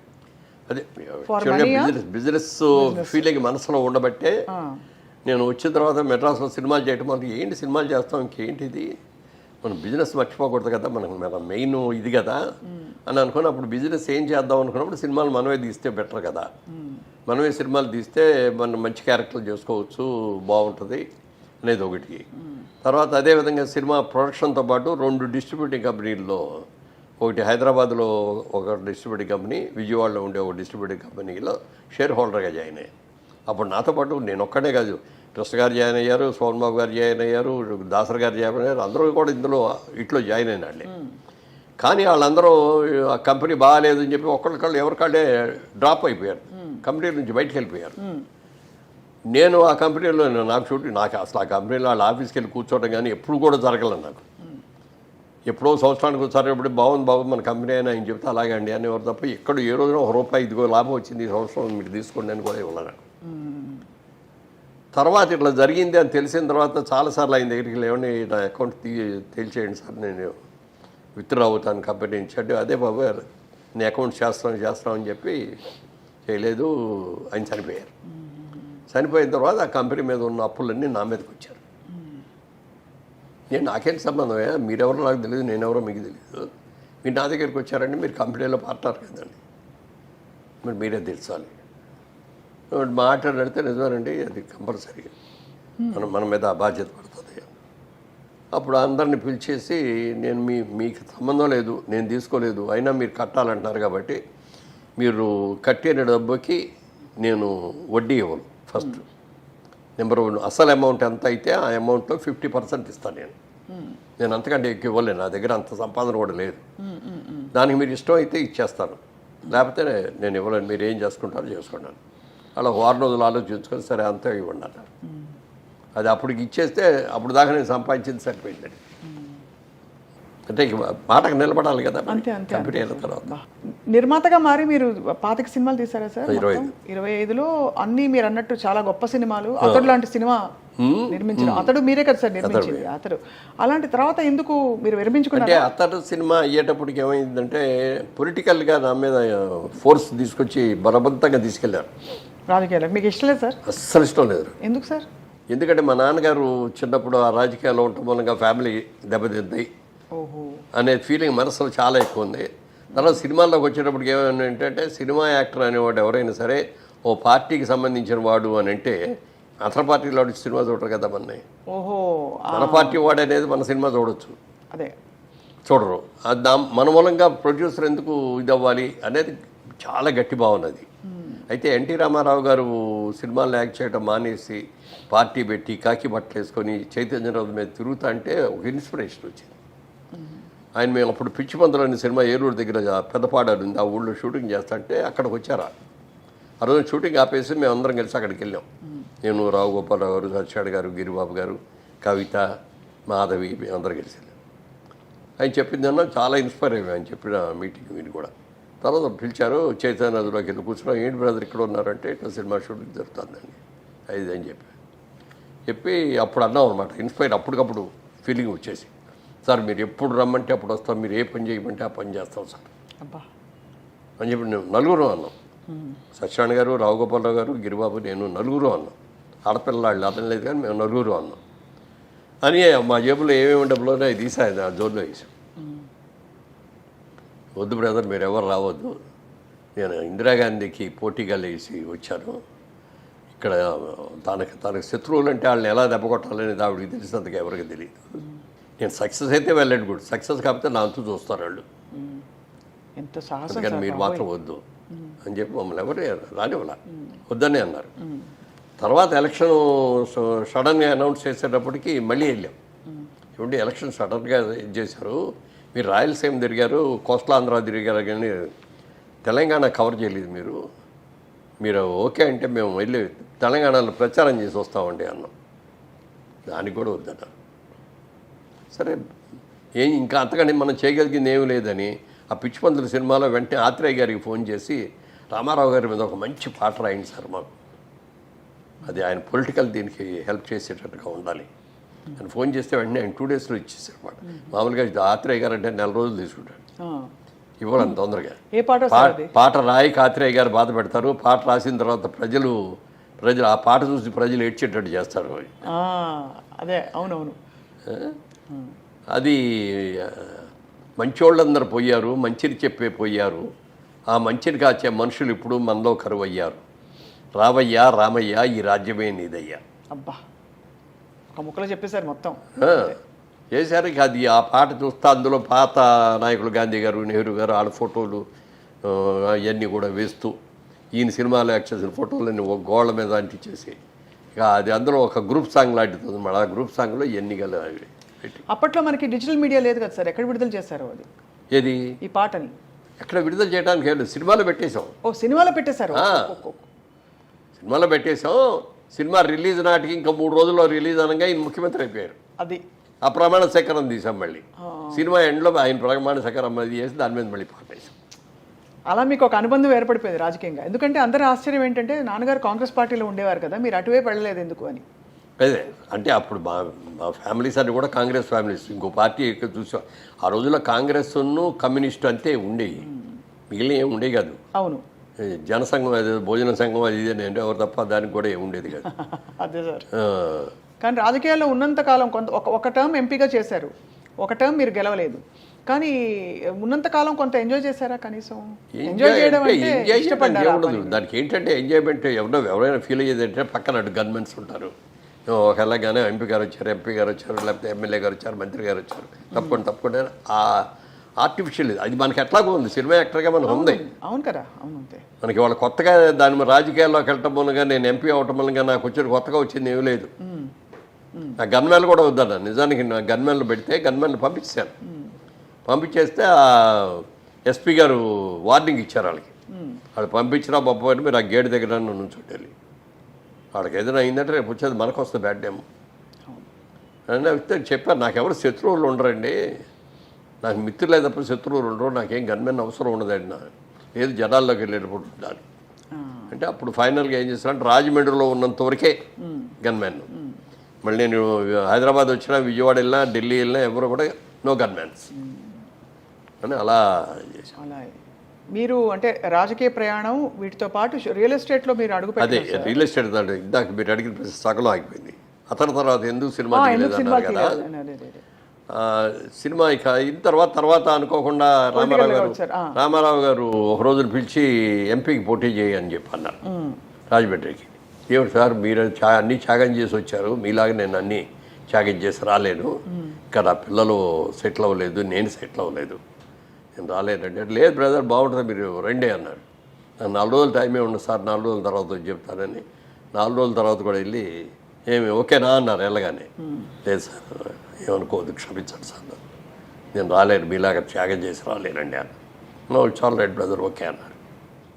తర్వాత 10-15 ఏళ్ళ తర్వాత చంద్రబాబు నాయుడు గారు పట్టుకున్నారు. ఆ రోజున రమ్మంటే రాలేదు, నువ్వు సెటిల్ అవ్వలేదు, నువ్వు బిజినెస్లోనే సెటిల్ అయ్యారు, నీ పిల్లలు కూడా పెళ్ళి వెళ్ళిపోయి వాళ్ళు సెటిల్ అయ్యారు, రా అంట కూర్చున్నారు. నాకు ఇంట్రెస్ట్ అయినప్పుడు ఎందుకంటే నన్ను ఇబ్బంది పెడతారు, వద్దండి అని చెప్పేసి ఇంటికి వచ్చేస్తే అప్పుడు కోటేశ్వర శివప్రసాద్ గారు నిన్ను కమ్మపాటి రామ్మోహన్ గారిని ఇద్దరు పంపించి మీరు ఏం చేస్తారో తెలియదు, అతను ఒప్పించి తీసుకురండి, మనకు రాజమండ్రిలో క్యాండిడేట్ లేడు, సరైన క్యాండిడేట్, ఆయన అయితే గ్యారంటీ గెలుస్తాడు, మళ్ళీ వచ్చి కూర్చొని చెప్తాను. నాకు వద్దండి నా మాట వినండి అంటే, కోటేశ్వర శివప్రసాద్ గారు అంటే నాకు మంచి ఫ్రెండు, చాలా ఇష్టం, చాలా మంచి వ్యక్తి, అద్భుతమైన వ్యక్తి ఆయన కూడా. ఆయన ఫైనల్లో ఒకసారి మాట అన్నాడు, మురళీమోహన్ గారు మీ గురించి నేను మంచిగా కోరుకుంటాను కానీ చెడు కోరుకోను కదా. మీరు బిజినెస్లో సక్సెస్ అయ్యారు, సినిమాల్లో సక్సెస్ అయ్యారు, పిల్లలు కూడా సెటిల్ అయ్యారు, రాజకీయంగా కూడా మీరు ఇదైతే బాగుంటుంది. ఒక ఎంపీగా ఢిల్లీలో కూడా పార్లమెంట్లో కూర్చోవడం చేయటం అల్పగా ఈ స్టేచర్ కూడా పెరుగుద్ది అది చెప్పి కన్విన్స్ చేశాడు. ఆ కన్విన్స్ కూడా ఒక 5 గంటల బట్టి ఆఫ్టర్ 5 hours ఒక వీక్ మూమెంట్లో సరేనండి అని. ఎలక్షన్ 10-15 రోజులు ఉండగా వెళ్ళారు. అక్కడికి వెళ్ళిన తర్వాత ఏం చేయాలో ప్రచారం ఎలా చేయాలో నాకు తెలుసు. Already Telugu Desam party every year ప్రచారం చేస్తూనే ఉన్నారు. అవును అవును అవును. అందుకని ప్రచారం చేయటం నాకు తెలుసు. కానీ బూత్ కమిటీలు ఏంటి, బూత్లు ఎట్లా, ఓట్లు వేసేవాళ్ళు ఎట్లా, ఏది ఇవన్నీ తెలియదు. ఏదో కింద మీద పడ్డాం. 7 కాన్స్టిట్యున్సీస్ ఉంటాయి మాకు పార్లమెంట్లో. 7లో 6 గెలిచా, ఒకటే ఓడిపోయింది. ఆ ఒకటి ఇక్కడ ఈ 7 వచ్చి 6 వచ్చిన మెజారిటీ అంతా కూడా కొట్టుకుపోయింది అందులో. అది కూడా చిన్న మ్యాజిక్ చేశారని తర్వాత తెలిసింది. అప్పుడు సెంట్రల్ గవర్నమెంట్ స్టేట్ గవర్నమెంట్ కూడా కాంగ్రెస్ వచ్చేస్తుంది. ఆ టైంలో ఇక్కడ రాజశేఖర రెడ్డి గారు ఫోన్ చేసి 2 కలెక్టర్లకి మీరేం చేస్తారో తెలియదు, నాకు అక్కడ ఉండవల్లి కావాలి. నా మీద కోపం కాదు, ఆయన మీద ప్రేమ. ఆయనకి నాకు అతను ఉండాలి, నాకు ఎంపీగా గోల్మలై. అంటే నాకు వెస్ట్ గోదావరి 3 కాన్స్టిట్యున్సీలు, ఈస్ట్ గోదావరిలో 4 కాన్స్టిట్యున్సీస్. వెస్ట్ గోదావరి 3 ఏలూరులో కౌంటింగ్ జరుగుద్ది, ఈస్ట్ గోదావరి ఏమో కాకినాడలో జరుగుద్ది. ఇక్కడ ఏం జరుగుతుందో అక్కడ తెలియదు, అక్కడ ఏం జరుగుతుంది ఇక్కడ తెలియదు. ఆ పరిస్థితిలో ఫైనల్లోకి వచ్చాడు. గెలిచాడు వల్ల 1700 ఓట్లతో ఓడిపోయారు అని చెప్పొచ్చు. సరే అప్పుడు వచ్చింది నాకు కూడా కోపం అంటే పౌరుషం. జీవితంలో ఎక్కడా మనం ఫెయిల్ అవ్వలేదు, ఇక్కడ ఎందుకు ఫెయిల్ అయ్యాం మనం అని అనుకొని ఏమన్నా జరిగింది ఫెయిల్ అయ్యాం. ఏమైనా సరే మళ్ళీ ఇక్కడే ఈ 5 ఏళ్ళు ఇక్కడే ఉండి, ఈ 5 ఏళ్ళు కూడా మనం ఒక ఎంపీ కాకపోయినా కూడా నాకు కావలసిన ప్రజలకు కావాల్సినవన్నీ కూడా మనం చేయాలి అని చెప్పి నా సొంత డబ్బులు ఖర్చు పెట్టుకొని మెడికల్ క్యాంప్స్ పెట్టిన, స్కూల్స్కి వెళ్ళి స్కూల్లో ఏదైనా ఫర్నిచర్ కావాలంటే చేయించిన, ఇలాంటి వాటికి అన్నిటికీ సొంత డబ్బులు ఖర్చు పెట్టి చేశాను 5 ఏళ్ళు కూడా. మొత్తంగా 7 కాన్స్టిట్యున్సీస్ తిరిగేవాడిని. అదే నెక్స్ట్ ఎలక్షన్స్లో అదే కాన్స్టిట్యూన్సీలో 1,75,000 మెజార్టీతో గెలిచింది. హైయెస్ట్ మెజారిటీ ఇన్ తెలుగుదేశం నాది. చాలా అసలు. అందుకని ఈ పొలిటికల్లోకి వెళ్ళిన తర్వాత మనం పూర్తిగా దాన్ని అంకితం అవ్వకపోతే తప్ప ఇప్పుడు చేయలేము. అవును అవును అవును. సినిమా కూడా ప్రతి క్షణం ఏం జరుగుతుందని మనం చూసి ప్లాన్ చేసి కంట్రోల్డ్గా చేస్తే తప్ప నిర్మాతగా నిలబడలేము. అందుకని ఈ స్టేజ్లో మనం సినిమా తీయడానికి వెళ్తే మనం కాన్సన్ట్రేషన్ లేకుండా చేస్తే దెబ్బతింటాము. వద్దు అని నేను అనుకున్నాను. అలాగే మా బ్రదర్ కిషోర్ గారు కానీ, మా బాబు రామ్మోహన్ కానీ, వాళ్ళు కూడా ఈ బిజినెస్లో, రియల్ ఎస్టేట్ బిజినెస్లో ఫుల్ బిజీ అవడంతో సినిమా ఆపేసాం. ఇప్పుడు తీయాలని కోరుకుంది. ఏం తీయాలో ఎలా తీయాలో తెలియట్లేదు. మా ఆలోచనలన్నీ మధ్యతరగతి ఆలోచనలాగానో పాత సినిమాల ఆలోచనలాగానే వస్తున్నాయి తప్ప ఈ మోడర్న్ సినిమా దానికి ఇంకా దానికి ఇది అవ్వలేక. మహిమలు మాయలు మంత్రాలు బాగా పండే టైం సార్ ఇప్పుడు. అలాంటి సినిమా తీయండి సార్. ఇప్పుడు మన హనుమాన్ చూడండి ఎంత బాగా హిట్ అయిందో. అంటే దాంట్లో ఏమైందంటే సోషో మైథలాజికల్ సినిమా లాగా చేశారు. అది కరెక్ట్. అది ఏదో ఒక దేవుడు అట్లా. దీనికి బాగా ఉంది సార్ కార్తికేయ అంతకు ముందు.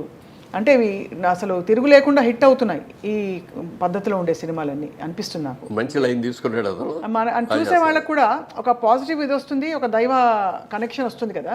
సో దానివల్ల అందరూ ఇష్టపడి పెద్ద హిట్ అయిందంటే హిందీలో కూడా పెద్ద హిట్ అయిపోయింది. అవును సార్. వీళ్ళందరూ తెలుగు యాక్టర్లు ఈ తెలుగు సినిమా అక్కడ రిలీజ్ చేస్తే అది పెద్ద హిట్ అయిపోయింది. అలా వి ఎక్స్పెక్ట్ సార్ మీరు తప్పకుండా. ఎందుకంటే సో యాక్టివ్ అండ్ ఇంకా అదే ఏ టైప్ అనేది ఇక్కడ డిసైడ్ చేసుకోలేదు. కథలు వింటున్నాను కానీ ఏదోదో చెప్తున్నారు. మనం ఇలాంటి కథలు అయితే మనం ఇక్కడ కూర్చొని రోజు పని చేయొచ్చు అన్న లెవెల్లో కథలు. మాట కామట లవ్ స్టోరీలు బోరు సార్. ఎందుకంటే ఇప్పుడు బాగా మారిపోయాయి లవ్ స్టోరీ పద్ధతి. ఎరా అంటే ఎరా అనుకుంటున్నారు అబ్బాయి అమ్మాయి, అందరూ మందులు తాగుతున్నారు, అందరూ సిగరెట్లు తాగుతున్నారు.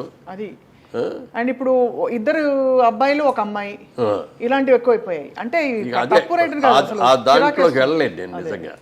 చిరాగ్గా ఉంటుంది కదా సార్ చూస్తే కూడా. తర్వాత లివింగ్ టుగెదర్లో పెరిగిపోయింది సోషల్ లైఫ్లో కూడా. ఆ లివింగ్ టుగెదర్లు తీయాలన్నా కూడా నా మనసు అవ్వదు.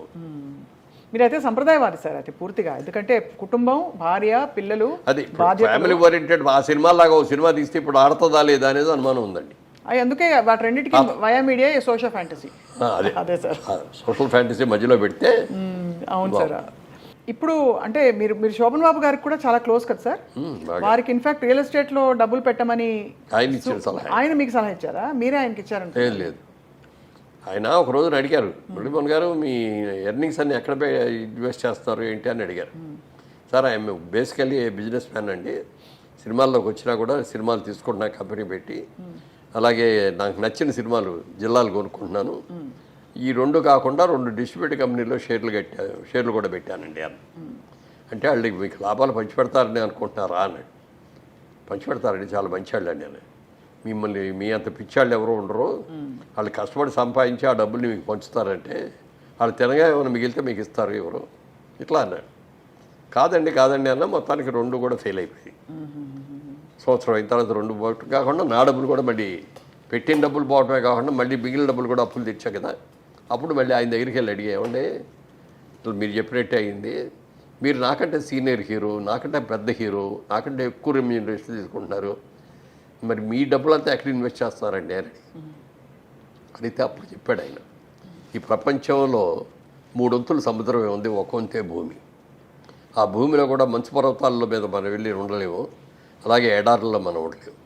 నివాసయోగ్యమైన స్థలాలు తక్కువే ఉంటాయి. ఈ భూమిని ఎవరో పెంచలేరు, భూమి అలాగే ఉంటుంది. జనాభా విపరీతంగా పెరుగుతున్నారు ప్రపంచం యావత్తు.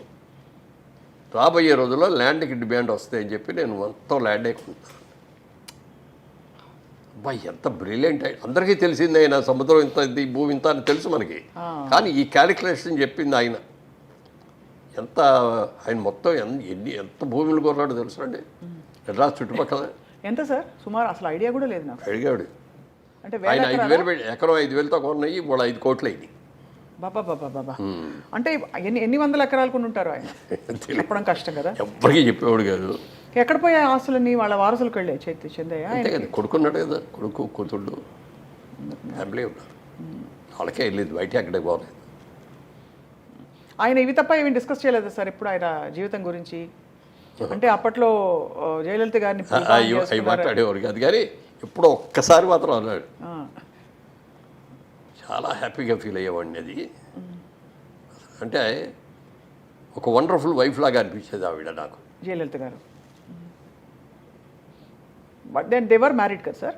అంటే దేవర్ అంటే ఒక బంధంలో ఉన్నారు. అంతే కదా, మ్యారేజ్ అని చేసుకున్నారు.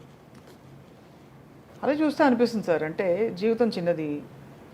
అప్పుడప్పుడు అనిపిస్తుంది బాధ్యతలు కరెక్టే, ఉండాలి, చూసుకోవాలి అందరినీ. బట్ మనసుకి ఎవరు మాట చెప్తారు సార్? ఆత్రేయ గారు చెప్తే కూడా విందు మనసు మాట. సో అది దాన్ని దాటుకుంటూ మీరు కింగ్ సార్ నిజంగా. ఎందుకంటే అన్నిటినీ రెసిస్ట్ చేసి మీరు డిసైడ్ చేసేసుకున్నారు కాబట్టి అది. అప్పుడు ఆ సోమన్ బాబు గారు ఐడియా పెట్టుకొని హీరో వేయట్లేదు, క్యారెక్టర్ రోల్స్కి వస్తాం అని క్యారెక్టర్ రోల్స్ చేస్తా అంటే, హీరో ఫాదర్ లాగా లేడండి, బ్రదర్ లాగా ఉన్నాడండి అని అంట మొదలెట్టారు. నేను ఎక్స్పెక్ట్ చేసిన లెవెల్లో క్యారెక్టర్స్ రాలా. ఇప్పుడు మనం ఇంక దీని మీదే బేస్ అయితే మన దెబ్బతింటుంది, ఉన్నదంతా తిట్లా కూర్చుంటే బిజినెస్ చేయాలని ఇప్పుడు హైదరాబాద్ షిఫ్ట్ కూడా అయ్యాయి కాబట్టి అప్పుడు సోమన్ బాబు గారు చెప్పిన ఐడియాతో రియల్ ఎస్టేట్లోకి దిగడమే కాకుండా రాణించారు సార్. అసలు హౌ టు రాణించారంటే అందరు కూడా వద్దన్నారు ఇక్కడికి రాగానే. ఇక్కడ అన్ని మోసాలు, గోండాయిజం చాలా ఉంటుందండి. నెక్స్ట్ అదే అడగబోతున్నాను. అమ్మిన పొలాన్ని మళ్ళీ ఇంకోటి డబుల్ రిజిస్ట్రేషన్స్, ఇవన్నీ డబుల్ రిజిస్ట్రేషన్, త్రిబుల్ రిజిస్ట్రేషన్లు జరుగుతాయండి అన్నాడు. నేను మాత్రం అలా చేయను. ప్రతి వాడికి కూడా నాకు అంటూ ఒక చిన్న ఇల్లు కట్టుకోవాలనే ఆశ ప్రతి ఒక్కడికి ఉంటుంది. ఇల్లు కట్టుకునే డబ్బు లేకపోయినా ఒక స్థలం 100 గజాలు 200 గజాల స్థలం అన్న కొనుక్కుందాం, డబ్బులు ఉన్నప్పుడు ఇల్లు కట్టుకుందాం అనుకుంటారు. ప్రతి ఒక్కరి ఆశ ఇది. ఈ ఆశని, ఈ కళని నిజం చేసే వ్యాపారం నాది రియల్ ఎస్టేట్ అంటే. అంత నీట్గా దాన్నే దృష్టిలో పెట్టుకొని చేస్తాను. ఎవ్వరు మోసం చేయటం అనేది కానీ, లేకపోతే ఇంకో ల్యాండ్ ఇంకోటి చేయటం కానీ, క్లియర్ ల్యాండ్స్ రైతుల దగ్గర నుంచి కొనుక్కుంటాను, దాన్ని ఇచ్చేస్తాను, దానికి అమ్ముతాను, దాన్ని బాగా బ్రహ్మాండంగా డెవలప్ చేసి అమ్ముతాను అని చెప్పి అట్లా చేశాను. అలాగే చేసాం. ఇవాళ ఈ స్టేజ్లో ఉన్నామంటే ఆ జైవేరీ సంస్థకు వచ్చిన పేరు, ఆ నిజాయితీగా ఇన్నేళ్లలో మీరు చూస్తే, నా చిన్నప్పటి నుంచి కూడా, చిన్నప్పుడు మా ఊర్లో ఉన్నప్పుడు కానీ, స్కూల్లో కాలేజీలో చదువుకున్నప్పుడు కానీ, విజయవాడలో బిజినెస్ చేసినప్పుడు కానీ, మెడ్రాస్ వచ్చి సినిమా రంగంలో ఉన్నప్పుడు కానీ, హైదరాబాద్ వచ్చి మళ్ళీ రియల్ ఎస్టేట్లో వచ్చిన తర్వాత కానీ, రాజకీయాల్లో ఉన్నప్పుడు కానీ, ఎప్పుడు ఎక్కడ ఒక బ్లాక్ మార్క్ మురళీమోహన్ తప్పు చేశాడు అనేది రాకుండా బతికారు. చాలా గొప్ప విషయం సార్ అది. అది పెద్ద, అదే ఒక పద్మవిభూషణ్ కంటే ఎక్కువ అది. ఎందుకంటే మీకు మీరు ఇచ్చుకోవాల్సిన గొప్ప ఇది సార్ అది. కానీ ఎప్పుడైనా మీకు ఇంకా నాకు నెక్స్ట్ ఏంటి అని ఆలోచిస్తే ఇంకా సాధించవలసింది ఏమైనా ఉందా అనిపిస్తుంది? లేదు, అసలు నేను ఎప్పుడు నెక్స్ట్ ఏంటి అనేది ఆలోచించలేండి. ఎందుకంటే నాకున్న అర్హత కంటే నాకు అన్నీ ఎక్కువ వచ్చినాయి నా ఫీలింగ్. నేను బిజినెస్ మ్యాన్ అవ్వాలనుకున్నా, ఇంత బిజినెస్ మ్యాన్ అవుతాను నేను అనుకోలేదు. నేను సినిమా యాక్టర్ అవ్వాలని అనుకోకపోయినా అయ్యాను. అది నాకేమొస్తే అది చేశాను తప్ప నాకు అది కావాలి, ఇది చేయాలి, ఈ క్యారెక్టర్ చేయాలి అనే ఇది ఉండేది కాదు. డీసెంట్ క్యారెక్టర్స్ చేయాలి, డీసెంట్ సినిమా చేయాలి. అందుకని ఏ రోజున కూడా ఏ నిర్మాత డబ్బులు ఇచ్చినా ఇవ్వకపోయినా సినిమా చేశాను.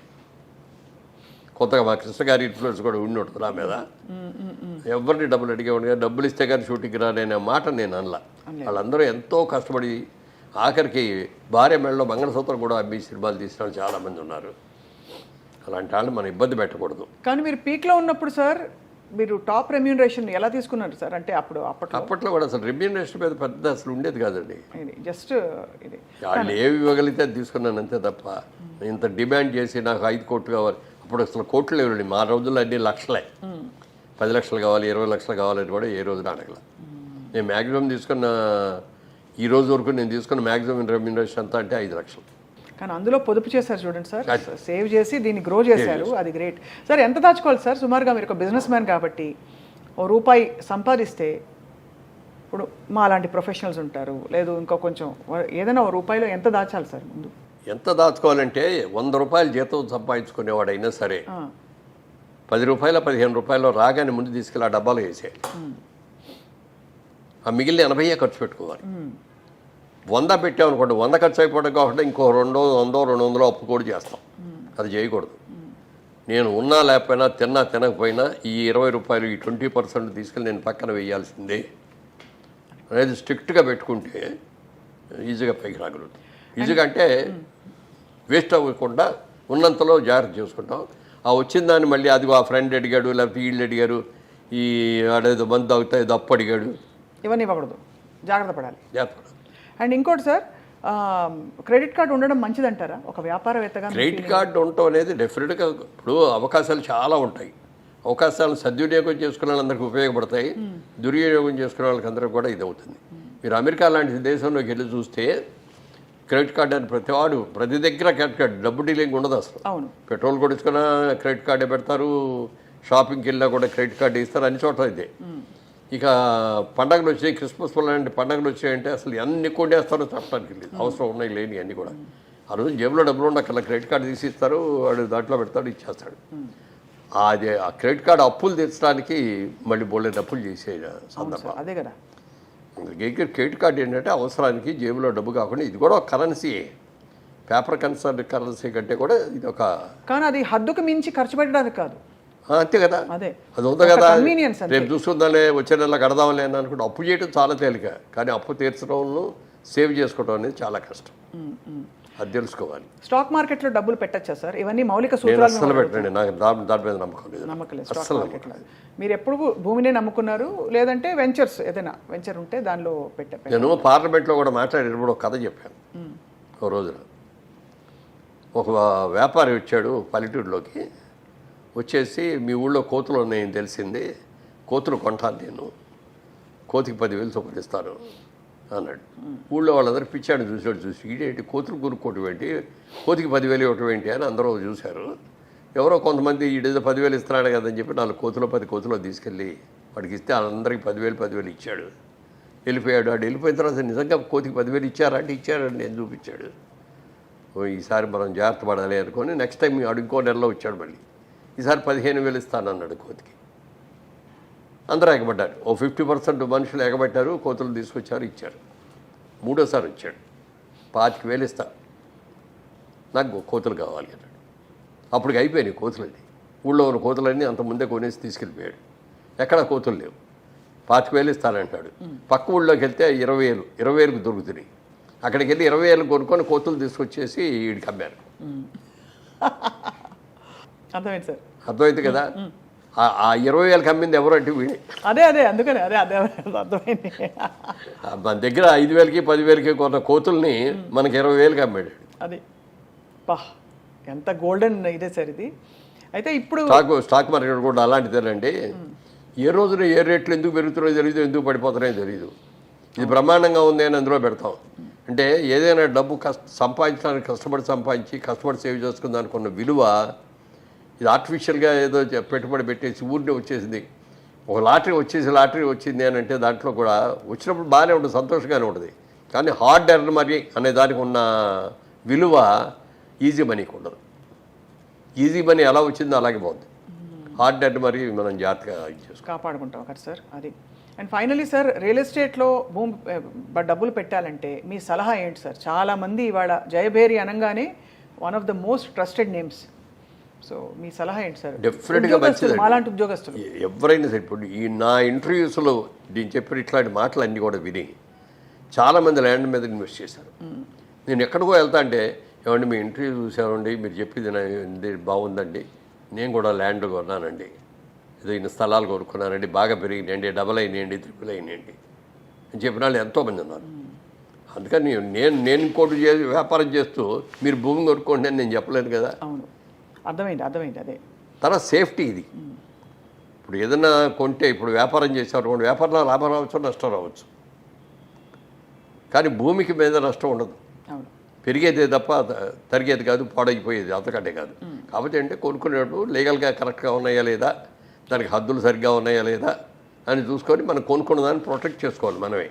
ఇక్కడ హైదరాబాద్ లాంటి చోట మనం ప్రొటెక్ట్ చేసుకోకపోతే ఎవడో ఒకటి వచ్చి అక్కడ ఇల్లు కట్టేస్తాడు. నాకు ఇదిగో ఈ ప్రాజెక్టులోనే ఒకటి జరిగింది అట్లాగే. ఇక్కడ స్థలం అమ్మే ఒకటి, అంటే మామూలుగా వాస్తు ఎక్కువ చూస్తాం మనం. ఒకటి వాస్తుగా లేని సైట్లు కొన్ని ఉంటాయి, వీధి సోలను అయ్యాయి. అవి జనరల్గా ముస్లిమ్స్ కొనుక్కుంటారు, వాళ్ళకి వాస్తు మీద నమ్మకం ఉండదు. అదే కొంచెం తక్కువ ఇస్తాం కూడా ఆ రేటు. అందుకని అట్లాంటివన్నీ వాళ్ళు కొనుక్కున్నారు. ఒక మిలిటరీ ఆఫీసర్, ఒక ఆయన రిటైర్డ్ మిలిటరీ ఆఫీసర్ నా దగ్గరకు వచ్చి, ఇలా నేను నా డబ్బు ఇదండి, రిటైర్మెంట్లో నాకు వచ్చిన డబ్బు, దీన్ని ఎక్కడో చోట ఇన్వెస్ట్ చేయాలి, మంచి వాళ్ళు ఎవరి దగ్గర చేయాలి అని చెప్తే మీ పేరు చెప్పారండి అని చెప్పి వచ్చి ఇస్తే ఇన్వెస్ట్ చేసి సైట్ ఇచ్చాం. కొనుక్కున్నాడు. సంవత్సరానికి ఒకసారి వచ్చి కనపడి ఇక్కడికి వచ్చి ఏమండి అని సైట్ చూసుకొని వచ్చేవాడు. కూర్చొని కాసేపు కాఫీ కదా వెళ్ళిపోతా ఉండేవాడు. ఓ రోజున వచ్చి, ఏమంటే నా స్థలంలో ఎవడో ఇల్లు కట్టేశాడండి అన్నాడు వచ్చి.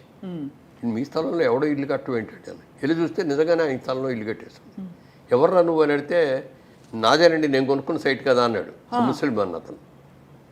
నీ సైట్ పక్కది కదా, ఇది కాదు కదా అంటే, ఏమనండి ఇదే అనుకున్నానండి నేను అన్నాడు. మరి ఎట్లా ఇప్పుడు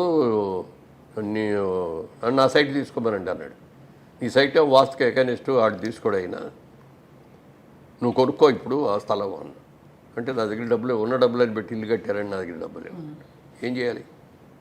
వెంటనే ఇంకో ప్లేట్ ఎవరో అమ్మేవాళ్ళు ఉన్నారో చూసి ఆ సైట్ మేము కొని ఆ సైట్ ఆయనకి ఇచ్చాం. ఇవ్వగా ఆయన ఎంత ఆనందపడిపోయాడంటే, ఎంతమంది దగ్గరికి వెళ్ళి చెప్పాడు ఇది చెప్పడానికి. ఆ పాజిటివ్ న్యూస్ని స్ప్రెడ్ చేస్తే వీళ్ళ దగ్గరికి వెళ్తే నమ్మకం, గ్యారంటీ అనేదాన్ని. ఇప్పుడు ఊరిని బిల్డప్ పోదండి, బ్యానర్ నేమ్ రావటం, మంచి సినిమాలు తీస్తే బ్యానర్కి మంచి పేరు వస్తుంది, వ్యాపారం కరెక్ట్గా చేస్తే ఆ వ్యాపార సంస్థకి మంచి పేరు వస్తుంది. అట్లా నిజాయితీగా ఉన్నారు. ఒక్కొక్కసారి మనకి నష్టం వస్తుంది, వచ్చినా కూడా మన కస్టమర్ని ఎప్పుడు కూడా చేయకూడదు. మేము మొట్టమొదట వ్యాపారాన్ని మొదలుపెట్టినప్పుడు ఇట్లా గాజు అద్దం ఉండేది, దాని కింద ఒక కాగితం పెట్టుకున్నాం, customer is our God, customer is our pay master, customer is always right అని పెట్టుకున్నాం. అందుకని కస్టమర్ ఎవరు వచ్చినా చాలా గౌరవంగా చూస్తాను, చాలా గౌరవంగా మాట్లాడతాను.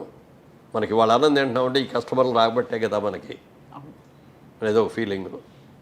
తర్వాత కస్టమర్ ఈజ్ ఆల్వేస్ రైట్ అని పెట్టుకుంటాం. మన దగ్గరికి వచ్చి ఏదో కూడా అతను ఏదో బాధిస్తాడు, నీది వాడేది తప్పు, ఇది నేను చెప్తున్నాను, నేను నా ఎక్స్పీరియన్స్ అని నేను అనకూడదు. అవునండి మీరు చెప్పింది కరెక్టేనండి, కానీ నాది వచ్చిన సలహా అండి అని మనం అట్లాకి వెళ్ళాలి తప్ప అతను తప్పని అనకూడదు ఎప్పుడు కూడా. కస్టమర్ ఆయన పాయింట్ ఆఫ్ వ్యూలోకి మనం వెళ్ళాలి. అవును సార్, మీ గొప్పతనం అది. ఎందుకంటే వాళ్ళకి చాలా దాచుకుని వాళ్ళు ఎంతో కష్టపడి అందులో పెట్టుంటారు. ఎంత కష్టపడి రూపాయలు ఇప్పుడు ఉద్యోగం చేసే వాళ్ళకి ఎంత వస్తుందండి? ఇప్పుడు అక్కడ దాకా ఎందుకు, సినిమా ఇండస్ట్రీలో కోట్లు సంపాదించిన వాళ్ళు పెద్ద పెద్ద యాక్టర్లు ఉన్నారు. వాళ్ళు ఇలాగ విచ్చలవిడిగా ఖర్చు పెట్టడం మూలంగా కానీ, వాళ్ళ పిల్లలు సరిగ్గా ఉండకపోవడం మూలంగా కానీ చాలా నాశనమైన కుటుంబాలు ఉన్నాయి. అదే మా సినిమాలో మేకప్ వాళ్ళు కానీ, కాస్ట్యూమ్ డిపార్ట్మెంట్ కానీ, కెమెరా డిపార్ట్మెంట్లో ఉన్న వాళ్ళు కానీ, లైట్ బాయ్స్ కానీ, వీళ్ళలో చాలామంది వచ్చిన డబ్బులు జాగ్రత్తగా దాచుకొని పిల్లల్ని చక్కగా చదివించుకొని ఇవాళ రోజున వాళ్ళు హ్యాపీగా వాళ్ళు ఇల్లు వాళ్ళు కట్టుకొని పిల్లలతో ఆనందంగా ఉంటే చూస్తా అంటే ఎంత గర్వంగా ఎంత ఆనందంగా అనిపిస్తుంది. Correct sir. వాళ్ళ ఇళ్ళలో లేదు పెళ్ళి అని పిలిస్తే కూడా కాబట్టి తప్పనిసరిగా నేను వెళ్తూ ఉంటాను. అది ఆ ఫ్యామిలీ బాండేజ్ అనేది ఒకటి ఉండాలి. మనం ఖర్చు పెట్టే రూపాయి ఎలా ఖర్చు పెడుతున్నాం, దేనికి ఖర్చు పెడుతున్నాం, ఫ్యూచర్లో మనకి ఏం అవసరాలు ఉంటాయి, మన పిల్లల చదువులకి మనం ఎంత ఖర్చు పెట్టాల్సి వస్తుంది, అవును సార్. వాళ్ళ పెళ్ళిళ్ళకి ఎంత ఖర్చు పెట్టాల్సి వస్తుంది, ఇవన్నీ ఆలోచించుకొని ఖర్చు పెట్టాలి తప్ప ఇవాళ వచ్చి రోజు ఇలా వస్తుందని అనుకోకూడదండి. కానీ ఇవాళ ఉన్నాం ఈ సంపాదన వస్తుంది. మరి ఇదో అన్ని సినిమాలు తీసా ఇవాళ సినిమా తీయాలంటే తీయలేకపోతున్నా. ఎందుకు తీయలేకపోతున్నా అంటే ట్రాక్ తప్పాను, మళ్ళీ ట్రాక్ ఎక్కాలి. ట్రాక్ ఎక్కిన తర్వాత మనం సినిమా తీయపోయినా ఎవరేమనరు మనని. సినిమా సరిగ్గా తీయకపోతే మాత్రం తిడతారు కొడతారు కూడా. Correct sir, perfect. అవును, ఎంత రిస్క్ తీసుకోవాలో అంతే తీసుకుని. సరే, అది ఇంకొక మంచి పాయింట్ అండి. బిజినెస్ మ్యాన్గా మీరు తీసిన 25 సినిమాల్లో సినిమా కథ నాకొక్కడికి నచ్చితే కొనేవాడిని కాదు. నేను, మా బ్రదరు, మా అబ్బాయి, ప్లస్ మాకు ప్రభాకర్ రెడ్డి గారు, గిరిబాబు గారు, సత్యనారాయణ గారు, మా ఎడిటరు, మా కెమెరామెన్, మేమందరం కలిసి ఒక 10 మంది గ్రూప్ ఉంది మాది. ఆ 10 మంది కూర్చొని కథ ఉంటాం. 10 మంది నచ్చిందంటే తీసుకుంటాం. 5గురు నచ్చి 5గురు నచ్చలేదన్నా, లేకపోతే 7గురికి నచ్చి 3గురికి నచ్చలేదన్నా కూడా దాన్ని వదిలేస్తాం. అలా కొన్ని కథలు నచ్చి ఈ సినిమా బాగుంటుంది, ఈ సక్సెస్ అవుద్ది అనుకున్న సినిమాలో నా క్యారెక్టర్ లేకపోయినా కూడా కొన్నా తీసా. అలాగే ఈ క్యారెక్టర్ బ్రహ్మాండంగా ఉంది, నాకు బాగా పేరు వస్తుంది అని అన్న కానీ రిస్క్ ఉందండి, ఇది బిజినెస్ అవుద్దో లేదో అని కనుక అంటే దాని మొదటి చేయడు. నన్ను నేను ప్రమోట్ చేయడానికి కాదు కదా సినిమా తీసేది. సినిమా టికెట్ కొట్టి సినిమా చూడటానికి వచ్చినాడు, వాడు హ్యాపీగా ఫీల్ అవ్వాలి, సెంటిమెంట్గా ఫీల్ అవ్వాలి. అంతేకాని వ్యాపారం నా కోసం ఇది ప్రజ్ఞ చూపించాలి, నా నటన చూపించాలి అని చెప్పి నేను సినిమా దిగిన. నేను యాక్ట్ చేయకుండా చేసి నీ కూడా 25లో 5, 6 సినిమాలు నేను లేను అందులో. ఓన్ ప్రొడక్షన్ అంటే వేషం వేయకుండా ఉంటారు కదా, ఉండరు మామూలుగా. అవును, కరెక్ట్. అతడిలో నేను లేదు కదా. అవునవును. కానీ మీరు అంటే ఆల్రెడీ మీరు వెలిగారు అండ్ మీకు ఈ బిజినెస్ దృక్పథం ఉండడం వల్ల మిమ్మల్ని ఏదో ఒకటి ఆక్యుపై చేస్తూ వచ్చింది. అంటే ఇది కాకపోతే ఇది కాకపోతే ఇది. ఎగ్జాక్ట్. అందుకని నాకేది ఇది కావాలని కోరుకోలేదండి. అంటే కోరుకోలేదంటే దానికోసం పెట్టబడలా. అవకాశాలు నాకు వెతుక్కుంటూ వచ్చినాయి. చాలా వచ్చిన అవకాశాలని సద్వినియోగం చేసుకున్నాను అంతే తప్ప నాకు అది కావాలి ఇది కావాలి, అబ్బో చిరంజీవి ఏంటి నాకంటే వెనక్కి వచ్చాడు, ఎంత తీసుకుంటున్నాడు ఏంటి, నాగార్జున ఎంత తీసుకుంటున్నాడు, లేకపోతే ఎన్టీఆర్ ఏంటి ఎంత తీసుకుంటున్నాడు అనే ఫీల్కి నాకు ఎప్పుడు ఉండదు. నాకున్న సమర్థతగా నాకు ఎక్కువ ఇచ్చాడు దేవుడు, దీనికే ఎక్కువ నాకు అన్ని ఫీల్ అవుతాడు. అసలు మోడర్న్ ఫిలాసఫీలో ఉండవలసిన, స్పిరిచువల్ ఫిలాసఫీలో ఉండవలసిన అన్ని సద్గుణాలు మీలో ఉన్నాయి సార్, గుణాలు. బికాస్ యాటిట్యూడ్ ఆఫ్ గ్రాటిట్యూడ్ అంటారు ఇప్పుడు చెప్తున్నారు కొత్తగా ఇవన్నీ ప్రిన్సిపల్స్. మనం కృతజ్ఞతతో ఉంటే అప్పుడు జీవితం 10 రెట్లు ఇస్తుంది. ఇలా మనకి మొన్న అట్టూరి పొంచంద్రరావు గారు నాది 50 సంవత్సరాల ఫంక్షన్ జరిగింది. అవును. ఆ ఫంక్షన్ జరిగిన రోజున నేను నా ఇంటర్వ్యూలో చెప్తే ఇది ఆయన పెట్టిన భిక్షే అని. మొన్నడు అడిగాడు ఆయన, బాబు నాది ఒక్క కోరిక, నువ్వు ఆ మాట నాకు చాలా ఇబ్బందిగా ఉంటుంది, నేను నీకు భిక్ష పెట్టవేంటి, భిక్ష అనే మాట తీసేయి బాబు అన్నాడు.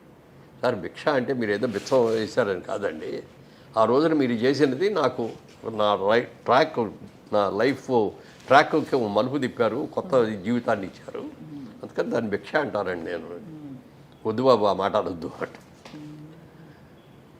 ఖచ్చితంగా సార్, అంటే మీరు అన్నట్టు వరాలు వచ్చాయి కానీ ఆ వరాల్ని మీరు సిన్సియర్గా సద్వినియోగం చేసుకోవడమే కాకుండా మీరు సంపూర్ణంగా దానికి అంకితం అయ్యి చేశారు కాబట్టి. అలాగే నా జీవితంలో చేయాల్సిన దాంట్లో ఒక డబ్బు సంపాదించి స్థిరపడిన తర్వాత ఇది సొసైటీ మనకి ఇచ్చింది డబ్బు. ఆ డబ్బుతో నా అవసరాలన్నీ తీసుకున్నాను, అన్నీ అయిపోయినాయి. నా ఇల్లు, కార్లు, పిల్లల పెళ్ళిళ్ళు, చదువులు అన్నీ అయిపోయినాయి. ఇక ఈ సొసైటీకి కొంత మనం తిరిగి ఇవ్వాలి అనే ఆలోచన వచ్చి అప్పుడు మురళీమోహన్ చారిటబుల్ ట్రస్ట్ అని పెట్టి బాగా చదువుకునే పేద పిల్లల్ని, అంటే బ్రహ్మాండమైన మార్క్స్ వస్తాయి, బ్రహ్మాండమైన గ్రేడ్స్ వస్తాయి, కానీ వాళ్ళకి అంటే ఇంటర్మీడియట్ దాకా ఎట్లా కొట్టుకొని చదివేస్తారు, అయిపోద్ది. ఇంటర్మీడియట్ తర్వాత ఒక డాక్టర్ అవ్వాలన్నా, ఒక ఇంజనీర్ అవ్వాలన్నా, ఒక ఐఐటీ అవ్వాలన్నా, ఒక పోలీస్ ఆఫీసర్ అవ్వాలన్నా, లేకపోతే ఒక కలెక్టర్ అవ్వాలన్నా ఎడ్యుకేషన్, పెద్ద ఎడ్యుకేషన్కి వెళ్ళాలంటే వాళ్ళ దగ్గర డబ్బులు లేవు. అలాంటి మెరిట్ ఉన్న స్టూడెంట్స్ని, పేదవాళ్ళని ఎంపిక చేసుకొని వాళ్ళకి ఆ 4 ఏళ్ళు 5 ఏళ్ళు కూడా complete college fees, hostel fees, books transport everything మేమే ఇచ్చాం. ఎంతమంది సార్? ఒక 1000 మంది పైన అయ్యారు. మంది బా. ఇప్పుడు వాళ్ళు ఎవరన్నా వచ్చేట కనపడి సార్ నాకు ఇది ఇట్లా ఆ రోజున మీరు ఇవ్వబట్టి ఈ స్టేజ్లో ఉన్నానండి, బ్రహ్మాండంగా ఉందండి అని చెప్తా అంటే వాళ్ళు కళ్ళ నీళ్ళు పెట్టుకొని చెప్తూ ఉంటారు. మరి వాళ్ళ పేరెంట్స్ వచ్చినప్పుడు అయితే మరి మా అబ్బాయితో గొప్పడవుతాడని మేము అనుకోలేదే. దాది తృప్తి, ఎంత తృప్తి అది. అందుకని కొంత అటు ఇస్తాం. మధ్యలో ఎలక్షన్లో రాజకీయాలు దిగటం మూలంగా కొంత అనవసరం ఖర్చులు చాలా పెట్టడం మూలంగా అది కుంటుపడింది ఆ ట్రస్ట్. మళ్ళీ ఇప్పుడు దాన్ని రివైవ్ చేసే ప్రయత్నాల్లో no more politics sir. No more politics. చాలా 10 సంవత్సరాలు దానికోసం కష్టపడ్డాం. మనకు వచ్చే మంచి మంచి కాదు చెడు జరగలేదు. ఆత్మసంతృప్తిగా చేసింది మాత్రం అంతే. ఈ చాలు అది అనుకోండి. మీ జీవితం ధన్యం సార్. నిజంగా మిమ్మల్ని అంటే వింటూ ఉంటే మాకు ఎంత కనువిప్పు కలిగిందో చాలా విషయాల గురించి. మీకు ఇష్టమైన నటీనటులు ఎవరు సార్ ఫైనలీ? అంటే మీకు బాగా ఎస్వి రంగారావు గారు, సావిత్రి గారు, ఏఎన్ఆర్ గారు, నటులు చాలా మంది ఉన్నారండి. అసలు వాళ్ళ గురించి మనం రెండో మాట మాట్లాడలేం. అద్భుతమైన నటులు, నటనకి పరాకాష్ఠ అనమాట. అట్లాంటి నటులు ఎంతోమంది ఉన్నారు. అయితే నేను ఏ సినిమా చూసినా నా అభిమాన నటుడు అని సినిమా చూస్తాను, డెఫినెట్గా చూస్తాను. కానీ ఎవరు బాగా చేస్తే ప్రతి సినిమా చూస్తాను. ఎన్టీ రామారావు బాగా చేస్తే ఎన్టీ రామారావు సినిమా చూస్తాను, నాగేశ్వరరావు చేస్తే నాగేశ్వరరావు చూస్తాను, అట్లా చూస్తాను. కానీ ఎందుకో తెలియకుండా మాత్రం కమల్ హాసన్ అంటే ఒక విధమైన ఇదండి. ఎందుకంటే అతను చేసిన క్యారెక్టర్స్ ఎవడో చేయలే. ఎప్పుడు ఏదో కొత్తదనం చేయాలని చూస్తాడు. అవును, కరెక్ట్ సార్ మీరు అన్నది. ఇప్పుడు మీరు చెప్తుంటే అనిపిస్తోంది అన్ని క్యారెక్టర్స్ ఎవరు చేయలేదు. ఎన్ని అసలు అభయ్ షణ్ముగి మీరు అదేది ఏ సినిమా అది ముసలాడి గెటప్లో ఉంటాడు ఇప్పుడు భారతీయుడు సినిమాకి ఆ మేకప్ వాళ్ళని అమెరికా నుంచి అక్కడి నుంచి పిలిపి వచ్చి ఇంగ్లాండ్ నుంచి యూకే నుంచి వచ్చి చేసుకున్నాడు. చేసుకొని ఆ రోజున అతను సిటీ బస్సులో ట్రావెల్ చేశాడు. తను ఎవరినో గుర్తుపడతారా లేదా అని. ఎవ్వరు గుర్తుపట్టలే. అంత ఫేమస్ హీరో సిటీ బస్సులో వెళ్తే ఎవరు పలుకుతా బీడీ కాల్చుకుంటాను, సిగరెట్ కాల్చుకుంటాను, అట్లా కొన్ని రోడ్లేమంటే నడిచి వెళ్ళాడు. ఎవరు గుర్తుపట్టలే. వెంటనే అది ఓకే అని చెప్పి ఆ క్యారెక్టర్ చేశాడు. అంటే ఒక డిఫరెంట్ మనం కమల్ హాసన్ చూడడం అక్కడ. ఆ క్యారెక్టర్నే చూస్తాం మనం. అతను మేకప్ కానీ, తన నటన కానీ, డైలాగ్ డెలివరీ కానీ చాలా అట్లా ఎన్నో చేశాడు. అవును, ఇన్ని రకాలు చేశాడు. ఇప్పుడు ఎవరు మీకు స్నేహితులు సార్ బాగా? అందరూ స్నేహితులే. నాకు శత్రువు అనేవాళ్ళు. అది ఓకే, బట్ అంటే క్లోజ్ ఫ్రెండ్ రారా ఒరే ఒరే అని అనుకునే ఒరే అని స్నేహితులు లేరు. ఎవరు లేరు. ఏమండి ఏమండి ఏమండి ఏమండి అంటే మీరు అది ఆ మర్యాదని అలా పాటించుకుంటూ వచ్చారు. అలాగే సార్ మీకు ఇష్టమైన పాటలు, ఎందుకంటే మీకు చాలా మంచి పాటలు పడ్డాయి. మీకు బాగా ఇష్టమైన పాటలు ఏవి పాటలు సార్ మీ మీద చిత్రీకరించిన పాటలు? పాటలు చాలా ఇష్టమైనవి ఉన్నాయి కానీ పలానాని ఇక నేను చెప్పలే. అంత సూపర్ డూపర్ హిట్ అయిన పాటలు ఏమి లేవు. ఉన్నాయి కదా సార్, మంచి క్లాసికల్ సాంగ్స్ మంచివి ఉన్నాయి. కళ్యాణ్ సినిమాలు చాలా మంచి సినిమాలు ఉన్నాయి. అలాగే జయసోదారాయణ చేసిన సిరిమల్లె పువ్వులే నవ్వు వచ్చిన నారి పాపలు నవ్వు, అది ఒక అద్భుతమైన పాట. రాజకుమార్ తీసిన ఇంకో సినిమాలో దిక్కులు చూడకు రామయ్య పక్కనే ఉన్న పక్కన ఉన్నది సీతమ్మ, సిరిమల్లె నవ్వుల సీతమ్మ, ముందుకు రావే ముద్దుల గుమ్మ ముద్దుల గుమ్మ. అదే కదా సార్? రాబడతారు. థ్యాంక్ యూ సార్, పాడతాను. అలాగే వారాల అబ్బాయిలో కాకెమ్మ కాకి అని అందరూ కోయిల మీదను చిలకల మీద గోరికల మీద రాస్తారు. ఆ సినిమాలో కాకి మీద రాశారు. నా జీవితం కాకి లాంటిది, కాకి అందరికీ మేలే చేస్తుంది తప్ప అందరికి కీడు చేయదు అని చెప్పి ఆ కాకి మీద రాస్తూ చేసాం. తర్వాత కాకి మీద సినిమా తీస్తే ఎంత అయింది? అదేంటి బలగమా? బలగం పెద్ద హిట్ అయింది. మెయిన్ కాకే హీరో అందులో. అవును. ఆ కాకి మీద ఆ కాకి పిల్లని చేతితో పుచ్చుకొని పాడతా ఉంది. అది చాలా మంచి పాట. కల్పన కూడా మీదేనా సార్? మీ సినిమాయే. అందులో అనామిక కదా సార్ హిందీలో? కల్పన. అదే అనామికాయే కల్పన కదా. అందులో కూడా మంచి మంచి పాట. ఇంకో పాట ఉంది, నా హృదయంలో విరిసిన మందారం మెరిసిన సింధూరం కల్పన, అది ఒక కల్పన, అది నా కల్పన అంటూ చాలా మంచి పాట. మంచి పాటలు సార్ అన్నీ. ఏం యాక్చువల్లీ అంత సూపర్ డూపర్ హిట్ కాలేదు, ఇవన్నీ ఇప్పటికి పాడుకుంటారు సార్ రియాలిటీ షోస్లో. అమరదీపంలో మంచి పాటలు ఉన్నాయి, చాలా ఉన్నాయి. మీరు డాన్స్ అవి ఎలా నేర్చుకున్నారు సార్? అలాగే స్టెప్లు? అది ఒకటే నాకు భయంకరమైన ఇది. అయ్యో, మొట్టమొదటి సినిమా షూటింగ్ రోజున సాంగ్ పెట్టారు. ఆగిపెడితే అసలు రిఫ్లెక్టర్లు అప్పుడు ఇన్ని సాఫ్ట్ లైట్లు లేవు కదా. ఆ రిఫ్లెక్టర్లు వేస్తే 10 రిఫ్లెక్టర్లు వేసి కళ్ళు తెరవమంటారు, కళ్ళు తెరవలేను, కళ్ళు ఎర్రబడిపోతున్నాయి. ఓ నాయన ఇదేవి సినిమా రా బాబు, వెళ్ళిపోదాం అని కూడా అనిపించింది ఫస్ట్ 1-2 రోజులు. ఈ 3వ రోజు నుంచి అలవాటు పడ్డాం. ఇక అప్పుడు ఏం చేసామంటే సాంగు డాన్స్ మాస్టర్ సుందర మాస్టర్ గారు అని తెలుసుగా, ఆయన మాస్టర్ మాకు మొదటి సినిమా జగమేమాయికి.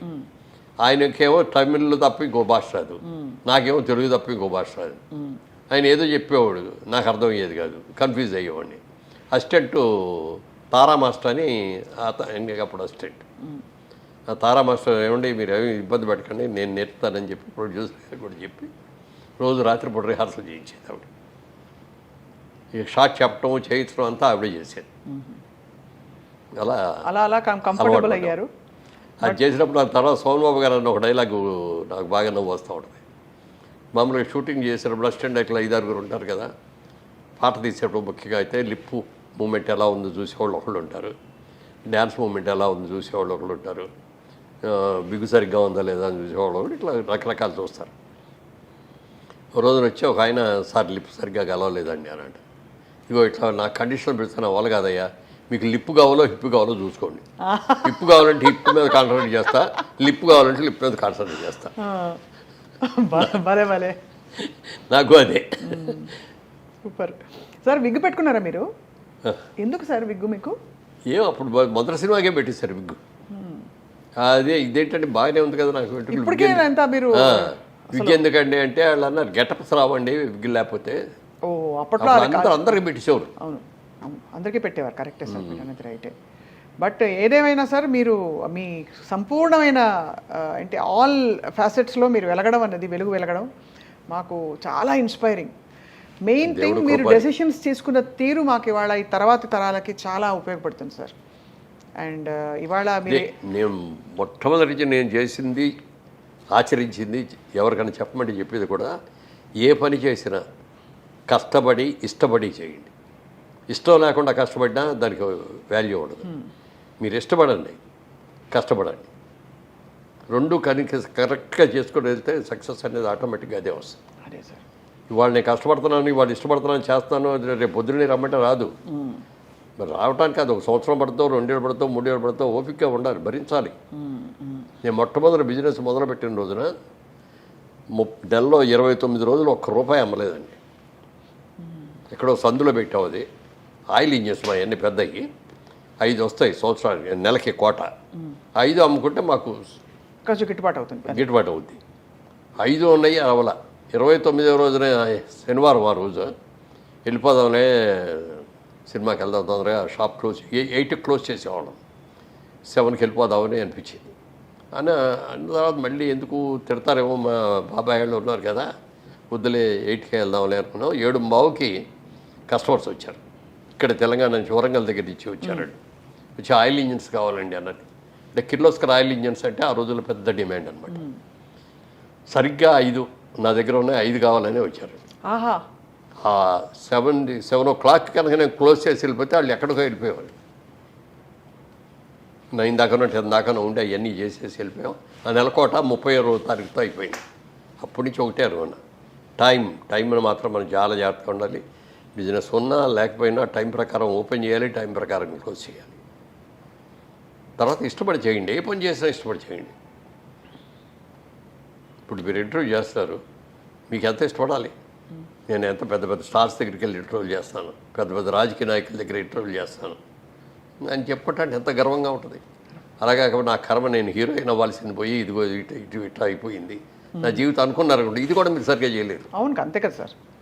ఏ పని నేను ఇష్టపడి చేయండి, కష్టపడి చేయండి, అదే మౌలిక సూత్రం. అండ్ అది మీ లైఫ్లో రిఫ్లెక్ట్ అవుతుంది సార్, మీరు సాధించిన ఘనతలో రిఫ్లెక్ట్ అవుతుంది. మీరు మరిన్ని గొప్ప విజయాలు సాధిస్తారు ఇంకా అని మా అందరికీ ప్రేక్షకులకు అభిమానులుగా అనిపిస్తుంది సార్.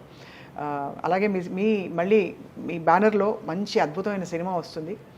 అది కూడా తిరుగులేని మరొక హిట్, ఒక ఫెదర్ ఇన్ యువర్ క్యాప్ అవుతుందని కోరుకుంటున్నాం సార్. అంటే అది పెద్ద హిట్ అవుతుంది కాదు, కానీ ముందు ట్రాక్లోకి వెళ్ళటానికి నష్టం లేకుండా వెళ్తే చాలు. వెళ్ళిపోతారు సార్. మీకు అన్ని బేసిక్స్ అన్నీ ఇంత క్లియర్గా ఉన్నప్పుడు ఎందుకు ఉండదు. మేము వెయిట్ చేస్తున్నాం sir to see your various other manifestations. Muralimohan గారు, సాధారణంగా మీకు ధన్యవాదాలు, నమస్కారాలు సార్. Thank you.